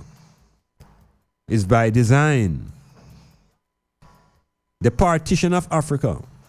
This event, series of events began, what they say, in earnest, with what was called the Berlin Conference in 1884 to 1885. So within 1 year, these white countries had a conference. Germany, France, Great Britain, the Netherlands, Belgium, Portugal, Spain were all considered to have a future role because of their involvement in the partition of Africa. Now, this great partition occurred in 1884 to 1885. And we must recognize that Marcus Garvey, born 2 years later, and that Haile Selassie came a few years later. This great partition, the white man, them call it the scramble for Africa, or the conquest of Africa. And what do you think that really represents now? That was the complete occupation, division, and colonization of African territories by the European powers. Now, this division and partition, today, the effects of that division and partition are ripe. Because, it's like me coming into Jamaica and decide, say, well, I'm going to shore up Jamaica. And we're going to take piece of Portland and St. Mary and put it together. And we're going to draw some new border lines and just reorganize the country. We're going to divide it up. No, what the Europeans did was to divide up Africa and arbitrarily draw up borders that up to today these borders still exist. Now, what this did was to push nations and kingdoms upon each other and create all kind of conflicts within African people and their own country. So this division, this what them call partition of Africa between these European countries, it allowed Egypt, Libya, Morocco, Algeria, all these countries to get what they call new borders. and to be ruled by these European countries. Now, I ask the question, where was Lord God during the partition of Africa? Where was the divine force that we have been told to look to for protection? Because after 1884, the Spanish and the Portuguese and the British and the French, them control up the entire African continent except for Ethiopia and certain a little part of Liberia remained free. But the Portuguese, the British, the French, the Germans, the Belgians, they all went into Africa and they divided Africa to suit them. And so in today's language, we don't speak about the Ashanti anymore. We don't speak about the Hausa. We call everybody on the continent now Africans. And so the identity of the nations have been squashed by these European forces. And so the nations of Africa, the black nations of that continent, are now squeezed into one identity called Africa. And within that construct, we think that everybody should call themselves Africans. When in the reality, there are so many nations on the continent that we have to do some revision. If we begin to rethink our identity and realize that these national borders that have been created by the Europeans, that no longer allows the black people to call themselves Yoruba and Hausa and Ashanti and Kru. Now that everybody has been locked into this one word called African, realize that the Europeans can also be born in the continent and call themselves Africans. So can the Chinese. So there must be a different level we have to go to realize our identity and our commonality. And it is obvious. We are the black people. We are the people of Kemet. We have had the consciousness of being black long before we were labeled as Africans. Metamorphosis. Economic liberation is a duty I owe to posterity. Great Zimbabwe stands, ancient rock solid firm. Come now, Draco go down.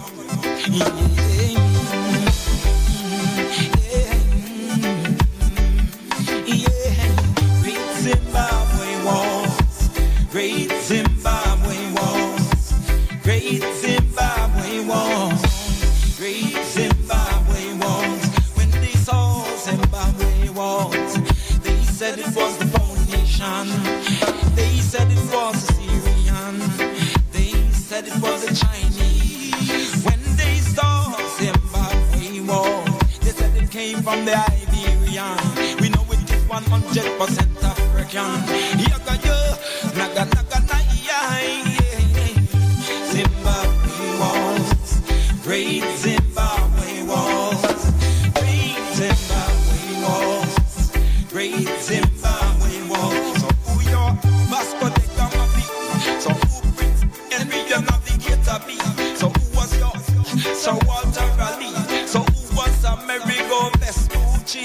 Some kind of Johnny come lately, talking about them make some kind of discovery. Iman is the living anthropology. Iman is the living archaeology. Yaga yaga yo, Zimbabwe wall, great Zimbabwe wall, Zimbabwe wall, great Zimbabwe walls, great Zimbabwe walls, great Zimbabwe walls.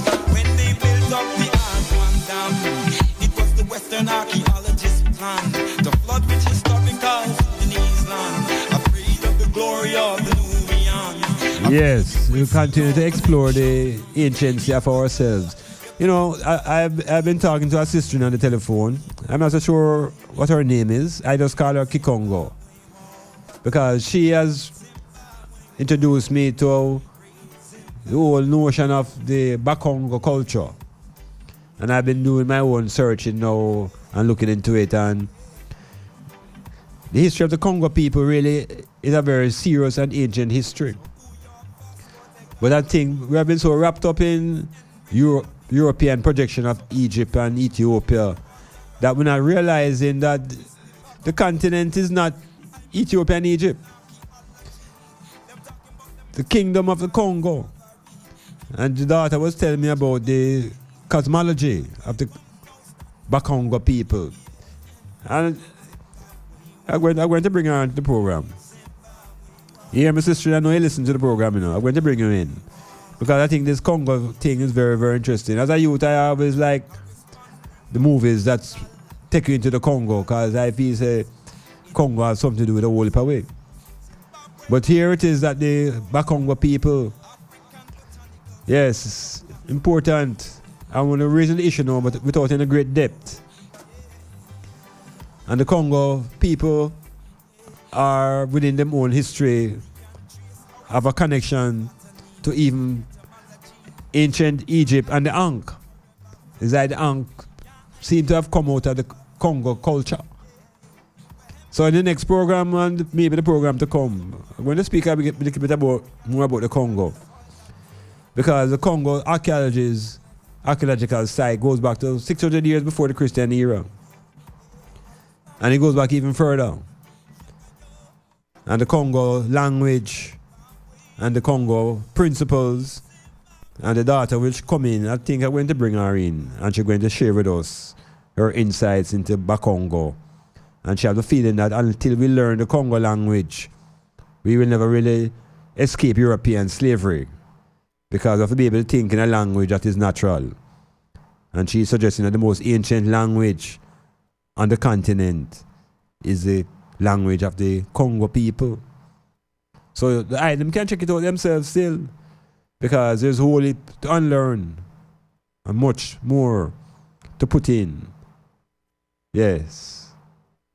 Metamorphosis.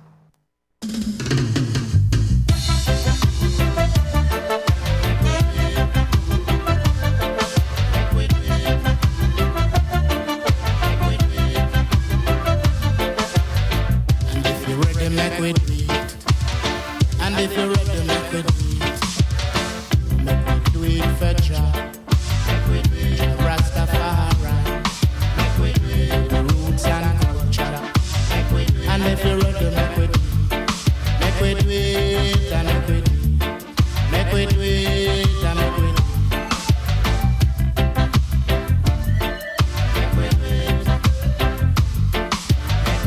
Every nation have to do it. Every nation have to do it.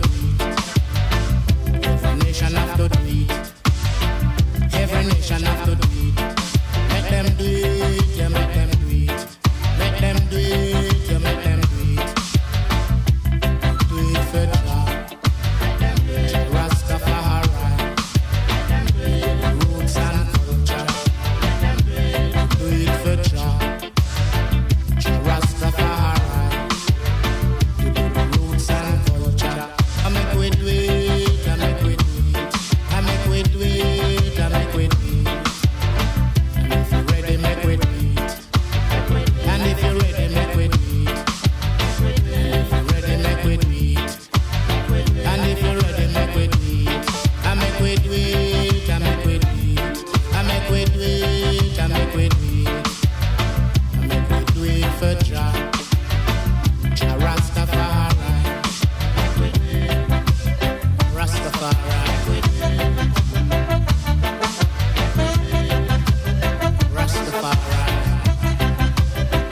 I want them hear this, you know. You see the Congo week was a 4-day week, you know. Yeah, a 4-day week. Konzo, Nikenge, Nisona, and Nakundo. And these days were named after the 4 towns near which the farmers' market was held in rotation. So when we are here talking about a 7-day week as if it's something that was given by some divine force, is man define how long his week and his month and his years will be? Yes, let us break out of those fears that have been planted in our brain during the indoctrination. That we locked into the figure of 7 when it's really an economic system that is driven by a 7-day week program. It's nothing that is divine. It's all made by human beings, the human mind. Yes, metamorphosis. Next time we're going to go into the Congo. Yeah.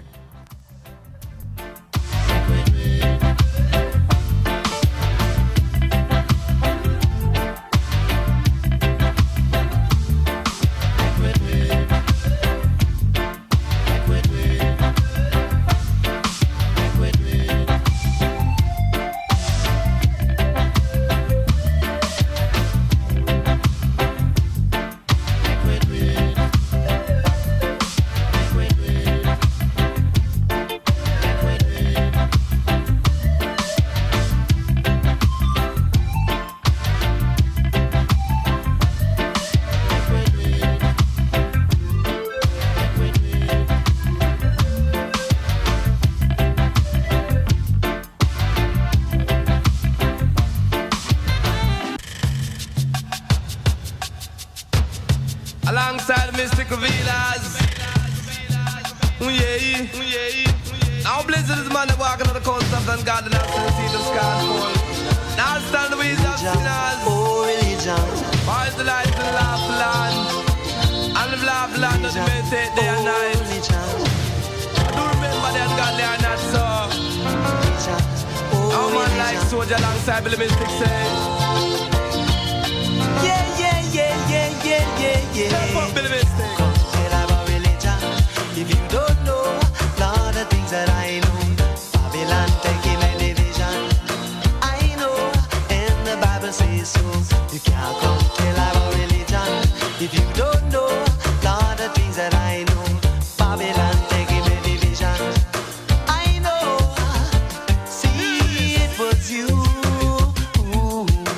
Just like scribes and the Pharisees. You never knew, no. When Christ come, that's the way he would be. Couldn't take no DJ to riding in a Palm Sunday. You couldn't take a naughty jet riding in a Palm Sunday. And man, you want to come tell about religion, and you don't know all the things that. Yeah, moving into the deconstruction of these mythologies and these things that they give us in religion. You know, one of the important set of events within the Christian Bible is some set of events called miracles. Now, again, we are introduced to these constructs within the Sunday school indoctrination. So long before we get to the basic and primary school, we have to be grappling with these miracles.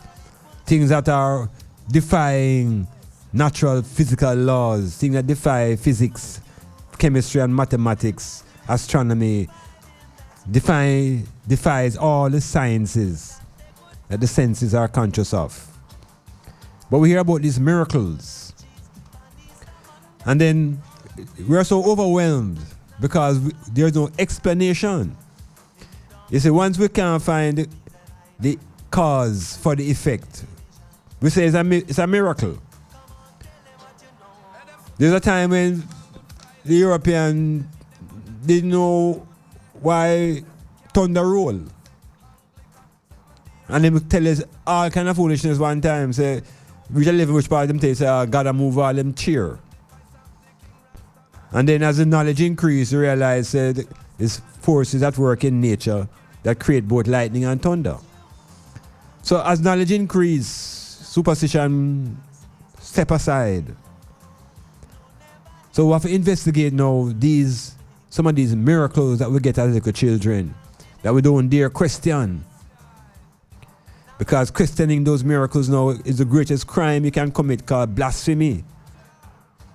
And if you commit murder, you can escape murder because you can be forgiven. But you will never be forgiven for blasphemy. So brutal is the crime. So you saw it set up. So you have a mass murderer who can wipe out generations of people, and on his final day begs forgiveness, and the Lord God will forgive him. But if you, what they call blaspheme, God don't have no mercy upon you. So you see what I tell you? We have to blaspheme more. Yeah, we have to check it out more. Because otherwise it would be such a heavy penalty on it if it never so serious to help us find our way out. So, the story of miracles. The Bible, again, which is the book they give us to read. We are introduced to the miracles of Moses. And him go on with some things. Him strike rock and water come out. And him stretch out him rod and make people run through a sea. And him go on a mountain and write with lightning. All kind of things now. These are the miracles. And we can't question the science behind it because blasphemy. So as little children, we hold on to these things in our subconscious brain and we simply put them away. And we have to believe them because we don't dare question the science behind it. So even highly intelligent people today, in the depths of their subconscious brain, are these little stupid stories. And there's no attempt to rationalize them out with the intellect, using the eye. Because the eye has been closed down. So there's no tool now to examine and look into anything. Because the tool to examine is really the eye. The eye is like a flashlight. It is the intelligence. That's what we use to shine on areas and things to draw information from it. So we're not allowed to use our intelligence now to examine these miracles. But we have to just accept them and believe them. Well, all right. Moses come, go on with firm set of miracles. And then come to Jesus. And the miracles of the Jesus now is what we're supposed to blow our what you call brains. This is supposed to blow our minds. Remember now, we have a mind and a body and a soul. And the miracles of Jesus are supposed to blow our minds. So we're totally out of whack now. And it begins and it goes on and on. And the healing of the sick. And these things are called miracles. And the feeding of the 5,000. But the greatest miracle is that the one that them leave for the last in the show. And this miracle now is what's supposed to convince the public that this man is a man of God and is the Son of God and is God himself. What is this miracle? We're not talking about walk on water, you know. No, man, a baby things that. Because even that you have to close your brain and accept. But the final miracle that's supposed to give Jesus him PhD was raising of Lazarus from the dead. Because any man who can raise a man from the dead, yeah, is that man that people going to begin to worship. So how did Lazarus rise from the dead? How the story go? Because a story, you know. We hear a man called Lazarus. And Lazarus, I think he had two sisters. One named Martha and one named something else. The long and short of the story, you know, that Lazarus dead. And Lazarus was locked away in a tomb for 4 days. So Lazarus dead. And them send calls to Jesus now for come deal with Lazarus when he was sick, you know. And the story tells about Jesus says him now come right away. He might wait a little bit. And by the time him go, Lazarus dead. And them tell the woman, them say, don't worry yourself. I am the resurrected ones. So watch me do a thing upon Lazarus for you. And them say, no, but he's dead. So them say, carry me go to the tomb street. So them carry me to the tomb, roll away the stone, and them will say, yo, Lazarus, come out here. Forward, brother. And them say, Lazarus wrap up in some mummy cloth, you know. And them just get up out of the mummy. As a mummy just walk out. And everybody goes, oh, wow. And Lazarus step past everybody, wrap up in a mummy cloth, same way. And just step away. No. Him just step off of the stage, leave the scene, exit left. So the people them start say, wow, boy, that man, I him have the power. All I'm asking the people them now who follow in the stage show, what happened to Lazarus after he was raised from the dead? Is it possible that Lazarus died again? How could Lazarus be raised from the dead and end up dead again? Which means Lazarus alive again. Lazarus is alive somewhere. If the story is to prove the miracle true, then Lazarus is alive today in 2019. We're going to put out a warning. Put in the global search for Lazarus. Lazarus, come forth. We hear that you're still alive. Metamorphosis.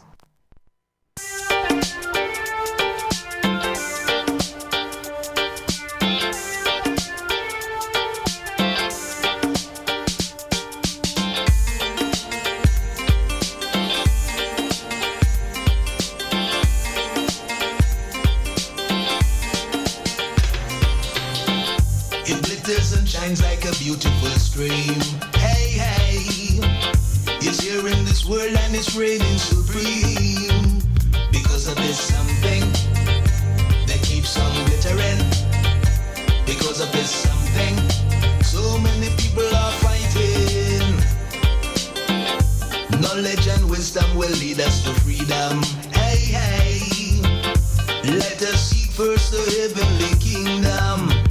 Because of this something that keeps on glittering. Because of this something, so many people are fighting. Because of this something that keeps on glittering. Because of this something, so many people are fighting. Sodom and Gomorrah, we don't wanna see. Mama world empire, don't wanna see the world turn into a cemetery. Don't wanna see the world turn into a cemetery. Because of this something that keeps on glittering. Because of this something, so many people are fighting. Because of this something that keeps on glittering. Because of this something, so many people are fighting.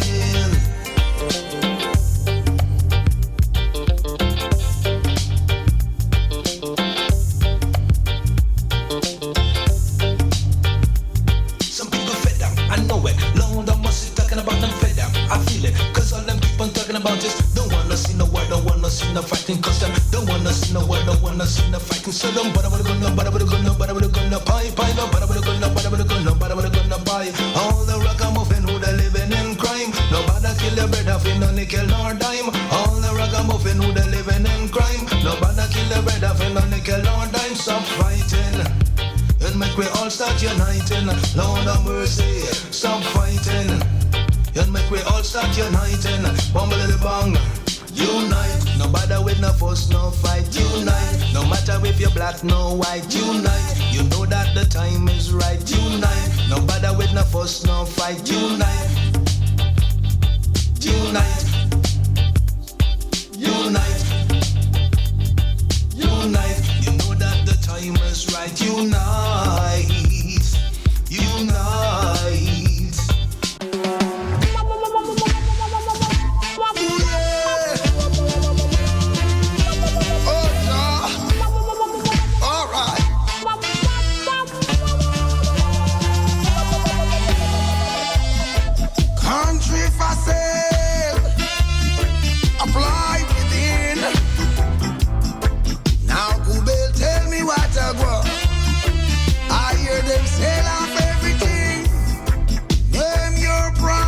If the bargain is right, ooh yeah, with the right connections, you can have anything that you like.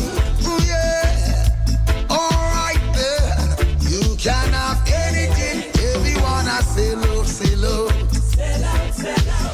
Oh Lord, ooh yeah, look how them I sell out.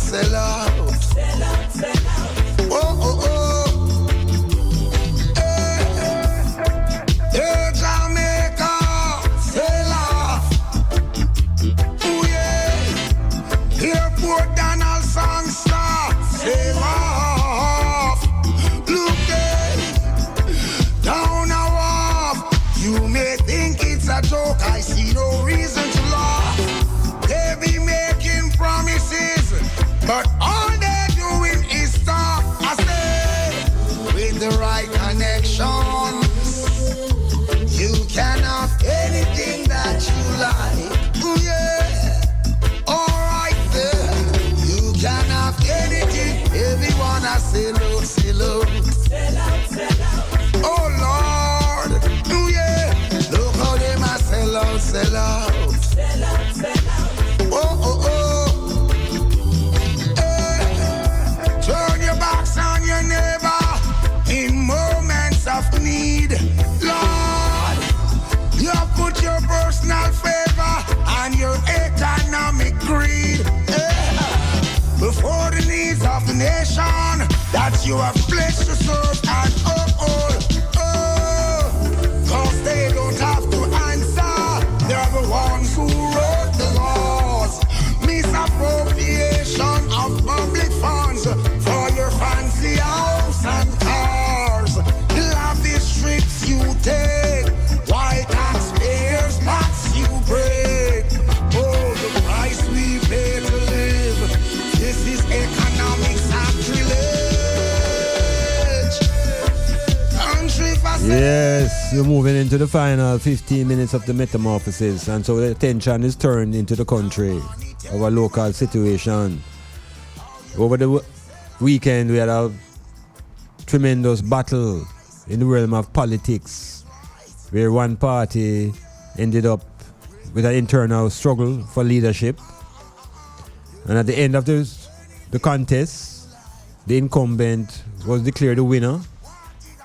But the winner cannot really declare a victory, because there is a difference between a victory and a win.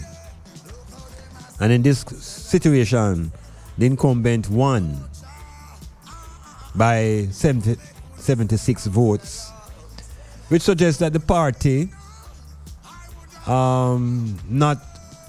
didn't really reject the incumbent, but the party showed certain amount of resistance to the attitude and the leadership to what the incumbent is offering. In other words, no, it's almost a 50-50 split. Now there are several ways you can interpret this result, but for the party itself and its continuity, the outcome of the meeting between the two captains and their leadership team will define the future of the club. Because at this point in time now, what is required is statesmanship and a vision of the country. But we may be overwhelmed by meism here, wherein the personalities that are involved are very me-centered, which will become a serious handicap in putting forward a view that both camps have healed the wounds, because some serious wounds open up within this struggle here. So the outcome shows a basic split in the party along perhaps the line of age. Because age versus youth has been a theme in our politics now since Bruce Golding put Andrew Holness in the driver's seat. And so we see it playing out also in the People's National Party, wherein age is a factor, and the generation that is 30 and 40 seem disconnected from the leadership who at age 70. The opposition now, which is really the government. Or let's speak about the government. The government is in a very, very interesting position. They may feel overconfident to the extent that they may want to call a snap election thinking that the PNP will automatically lose. But it's important to think carefully, because if the outcome of the meeting between the two Peters can re-establish a framework of organization and moving forward, the PNP are in a very vibrant mood, which means that alone is not enough, because what we need to hear now from them is policies. And your policies have to be consistent and sustainable. And it's always easy to proffer and to put forward policies when you're in opposition. But the climate in Jamaica now is interesting, because over the next 18 months, I'm sure the government will use the time to properly assess when to call the next general election. We were told that the Prime Minister would have come to a level where the country would have a fixed date. But it's obvious that none of these parties like the idea of a fixed date. They like the idea of having it as a personal call within the ambit of the Prime Minister. And so the game goes on. And the country watches as these two groups now begin to jostle themselves to be in position to either retain power or to regain power. The ultimate problem, though, is that the black population, seeing the dollar reach $1.39 and seeing state of emergencies in almost 50% of our country, there are states of emergencies which suggest that half of the country is under martial law and the other half is getting there shortly. That's not a very good sign. Maybe it's time we have a coalition type of government now, because it's obvious that none of these parties by themselves can run this country to the benefit of the population. And perhaps because both parties still speak about party first, why there will never be any progress for the collective. Metamorphosis. Eternity is a temptation of time. To dance is to be master of time. His pleasure is to control mind. Universal remedy, cure for you and cure for me. Universal remedy, cure for you and cure for me. Dr. Street is the one you get to meet. Whoa. Dr. Street is the one you got to meet. Oh yeah, yeah. Dr. Street is the one you got to meet. Whoa. Dr. Street is the one you got to meet. Oh yeah, yeah. Memory was a treacherous thing. Souvenirs and golden rings. His life is an exhibition to death. With all those arrows and knives and hatchets, machetes hanging there on the wall. Talking gongs and instruments used for divination. Silent statue, chiseling strokes of charity. Dr. Street is the one you got to meet. Whoa. Dr. Street is the one you got to meet. Oh yeah, yeah. Dr. Street is the one you got to meet. Whoa. Dr. Street is the one you got to meet. Whoa. Yeah, moving fast into the final 10 minutes now. I just want to touch a little bit upon the world of sport. We know that in September the club leagues around the whole world basically get going. And here in Jamaica, we start up our schoolboy football and we start up our Premier League, Red Stripe Premier League. Well, the Premier League has kicked off and there are some early casualties within the dimension, within the realm of coaching. And the one casualty that I celebrating and overdue is the sentence getting wise and returning Paul Teagat Davis to the head coach. Because in his position was a virgin called Donovan Doki, who has exposed himself to such a level that the whole international football world recognized the ineptness in this brethren, in talk himself into suicide. And so the owner of the St. Anne's Academy, it became too obvious. And so the national team is unwilling to fire him. But this is through this man spending him money, he just dismiss the coach instantly. So, as the man say, him can't take them kind of ego there. Again, it's a personality clash, personality issue, where the Europeans give us this framework of a ego as part of our personality, and the ego now is something we can swell up, It's something we're petty. It's something we're insecure. And when people have overgrown egos, them skin become thin and they become excellent at providing excuses because they're not taking responsibility for their actions. Just look at how Trump operates. He's never responsible for anything that goes wrong, but him try to claim everything that goes right. It's a part of the personality problem. So the St. Anne's solved that. We find that within the league itself,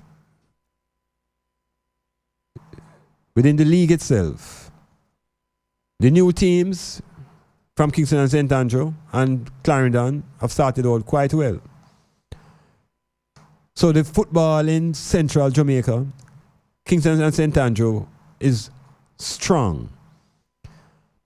Schoolboy football is the foundation to our club football. And Casafa has the strongest youth program in the island. But when we look at Northeast Jamaica, Portland, St. Thomas, St. Mary, St. Anne's, is almost zero. The schoolboy program has begun around here. And the schools here will rival each other for supremacy in this confederation. But when the confederation is over, the schools in this region tend to die out. The flagship of this region has been put into a high school. The only school that has been able to go beyond the region and represent Portland with any respect. And so we're watching this season just how high will they carry the flag of Portland. There's also athletics in the arena. IAAF having athletic meets, and the Jamaican team is going there for the first time, I think, without Usain Bolt. And the expectations are high, and the results we are hoping will give us the sort of pickup that gives the country a little boost. And other than that, the school program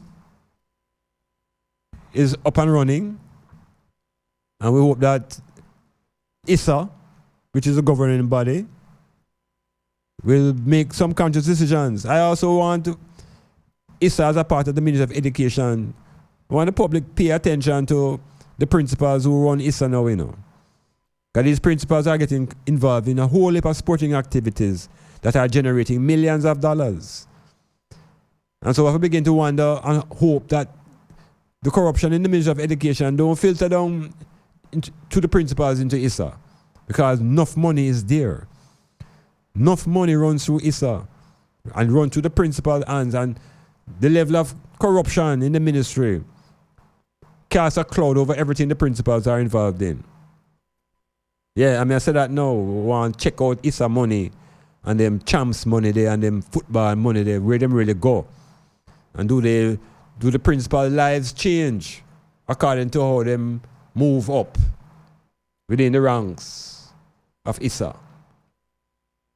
Metamorphosis. Hey.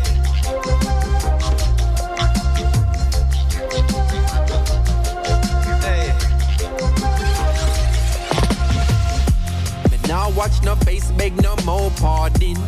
Enough drugs, money they are cherry garden.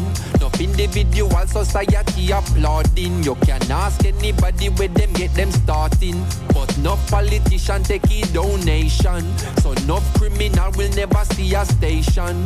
Never see a cell, not even a courthouse. But every Sunday we see them take a boat out. North Coast Resort and car dealership. The construction company, them just don't legit. Usually wash the money, turn it round and hide it. When the kickback them come in, the government delighted. So police cancel operation, cause no real bad man a go station. Now if you check the situation, a blood money running nation. Come take a look in a Jamaica. Injustice in the place now. If what you see no really face it, then you are the problem what we face though. Was about to buy a next 60 no. Maybe then I never have to be a prisoner. Nice to dread and terror pandemic. Hey. Good God of grace, Lord will I have His mercy. Hey. I miss an old slave driver. Time is catching up on you. Old slave driver. your sins them are on. So carry we go home, and bring we brown a east. Well, come on a Rasta man, a Rasta no live on no capital land. Oh you mean? And carry we go home, oh you mean? And if we settle and cease, well, come on a Rasta man, a Rasta no live on no capital land. I will. Lord America a capital and the whole of Jamaica a capital and a long time them want drink the Rasta man. On the way out of this metamorphosis, let me remind ones and ones who are living near and abroad that the land is the foundation and the basis of all forms of power. We are being encouraged to go into foreign lands.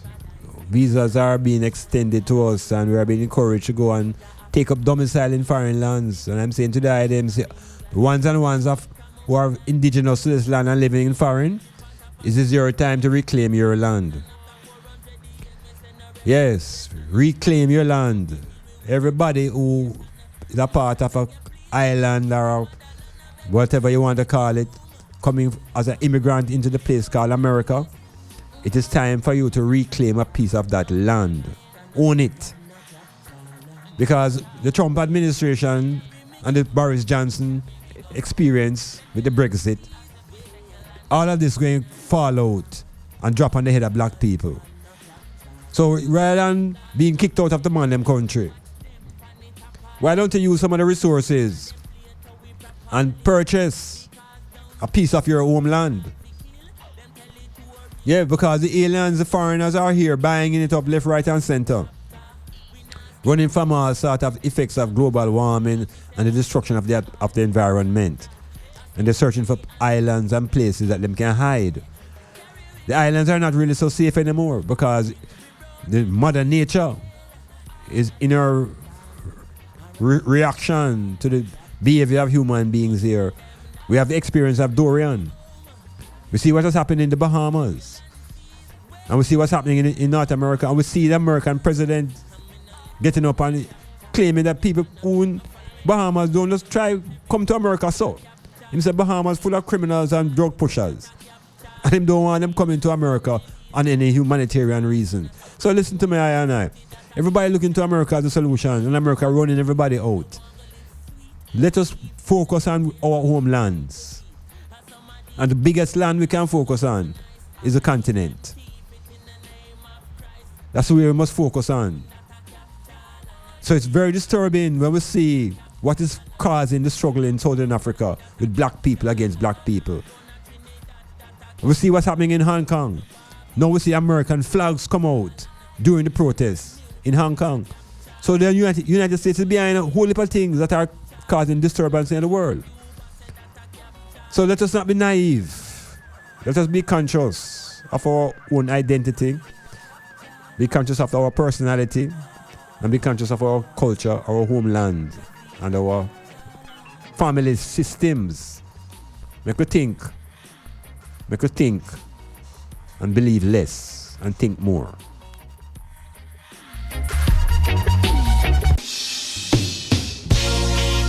Arise, each and every Rastaman. We're gonna shake them down, yeah. Yellow Rastafari. This one is written in the loving memory of one of the Nyabingi elders, Bongo Kasha. Hot fire. Aya Jaja earthquake. All them to shake them down. Rastaman a Jaja earthquake. All them to shake all the wicked down. Aya Bingi man a earthquake. All them to shake them down. Rastaman a Jaja earthquake. All them to shake all the wicked down. Lord, anything we do, I say, cause so much eruption. Anytime they see us, they want to create confusion. They hate us cause we're trampling their wickedness. They cannot seem to take I and I righteousness. But for Jah glory's sake, we still are tried and we're protected by Jah holiness. Yeah.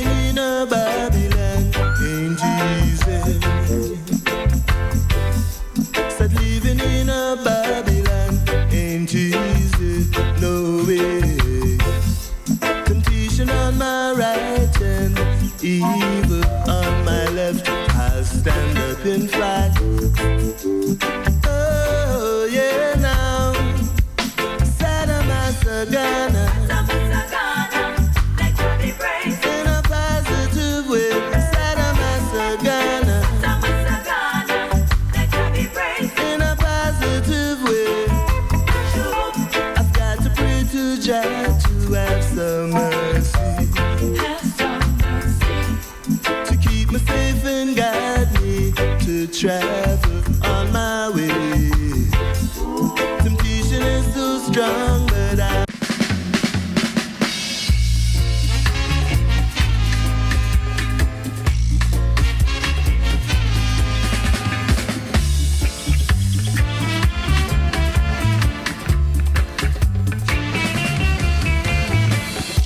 Do you know social living is the best? You know, you always hear about the importance of human rights and human rights. Well, I am saying one of the most fundamental of human rights is the right to have money. Yeah, they tell us about human rights as a right to food, shelter, and clothing. But what they didn't tell us is that we need to have the right to money to achieve those food, clothes, and shelter objectives. Yeah, the right to money should be a basic human right. What do them think about that? Yeah. Them like talk about human rights, freedom of speech, freedom to have access to money. Yeah. Metamorphosis said that.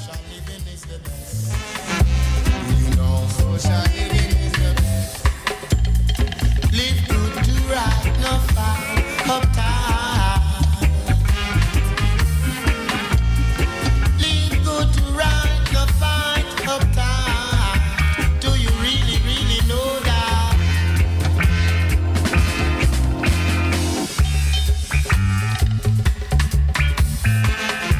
Do you know?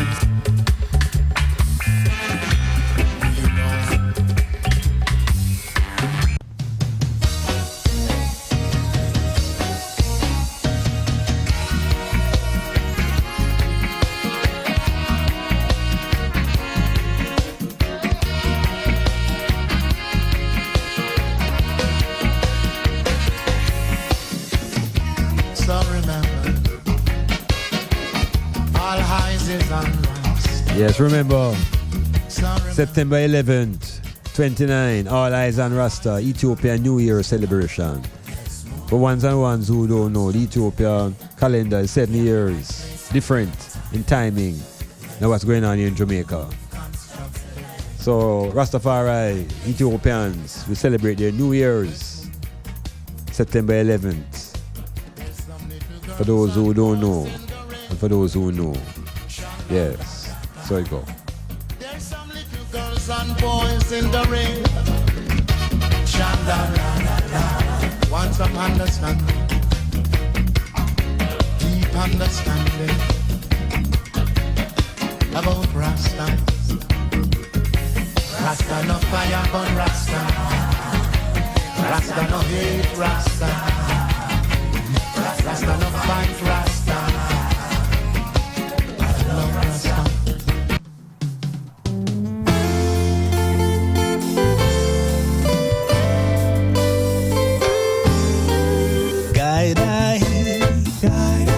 Guiding I eternally. Guide I. It's the voice that sets me free. Guide I. Yes, the metamorphosis going out, healing up again all the people in Port Antonio, all the people in St. Thomas, people in St. Mary, people in the parishes of this island of water and wood. And we heal all those in the further spaces, North American plantation, those who are down under Australia, those on the great continent of Alkebulan, and to the people in the UK and the European scenario, and right here in the region, the Caribbean. Size FM is everywhere, Metamorphosis is in your ear. Just hold it, listen, and think. Think out the ideas of the personality and the identity. Work out the me and the I and the self. And how can you look into the self unless your eye is open? Peace unto the eye. Until this time, and that time, and next time. Iman Blak out. I feel peace and harmony. Our inner voice, yeah. It guides us along the way, yeah. In the night, oh yeah, this I heard it say. Lift up your heart, take it to the higher plane, yeah. Where there is joy, there is no more pain. Guiding I eternally. It's the voice that sets me free. This is Styles FM.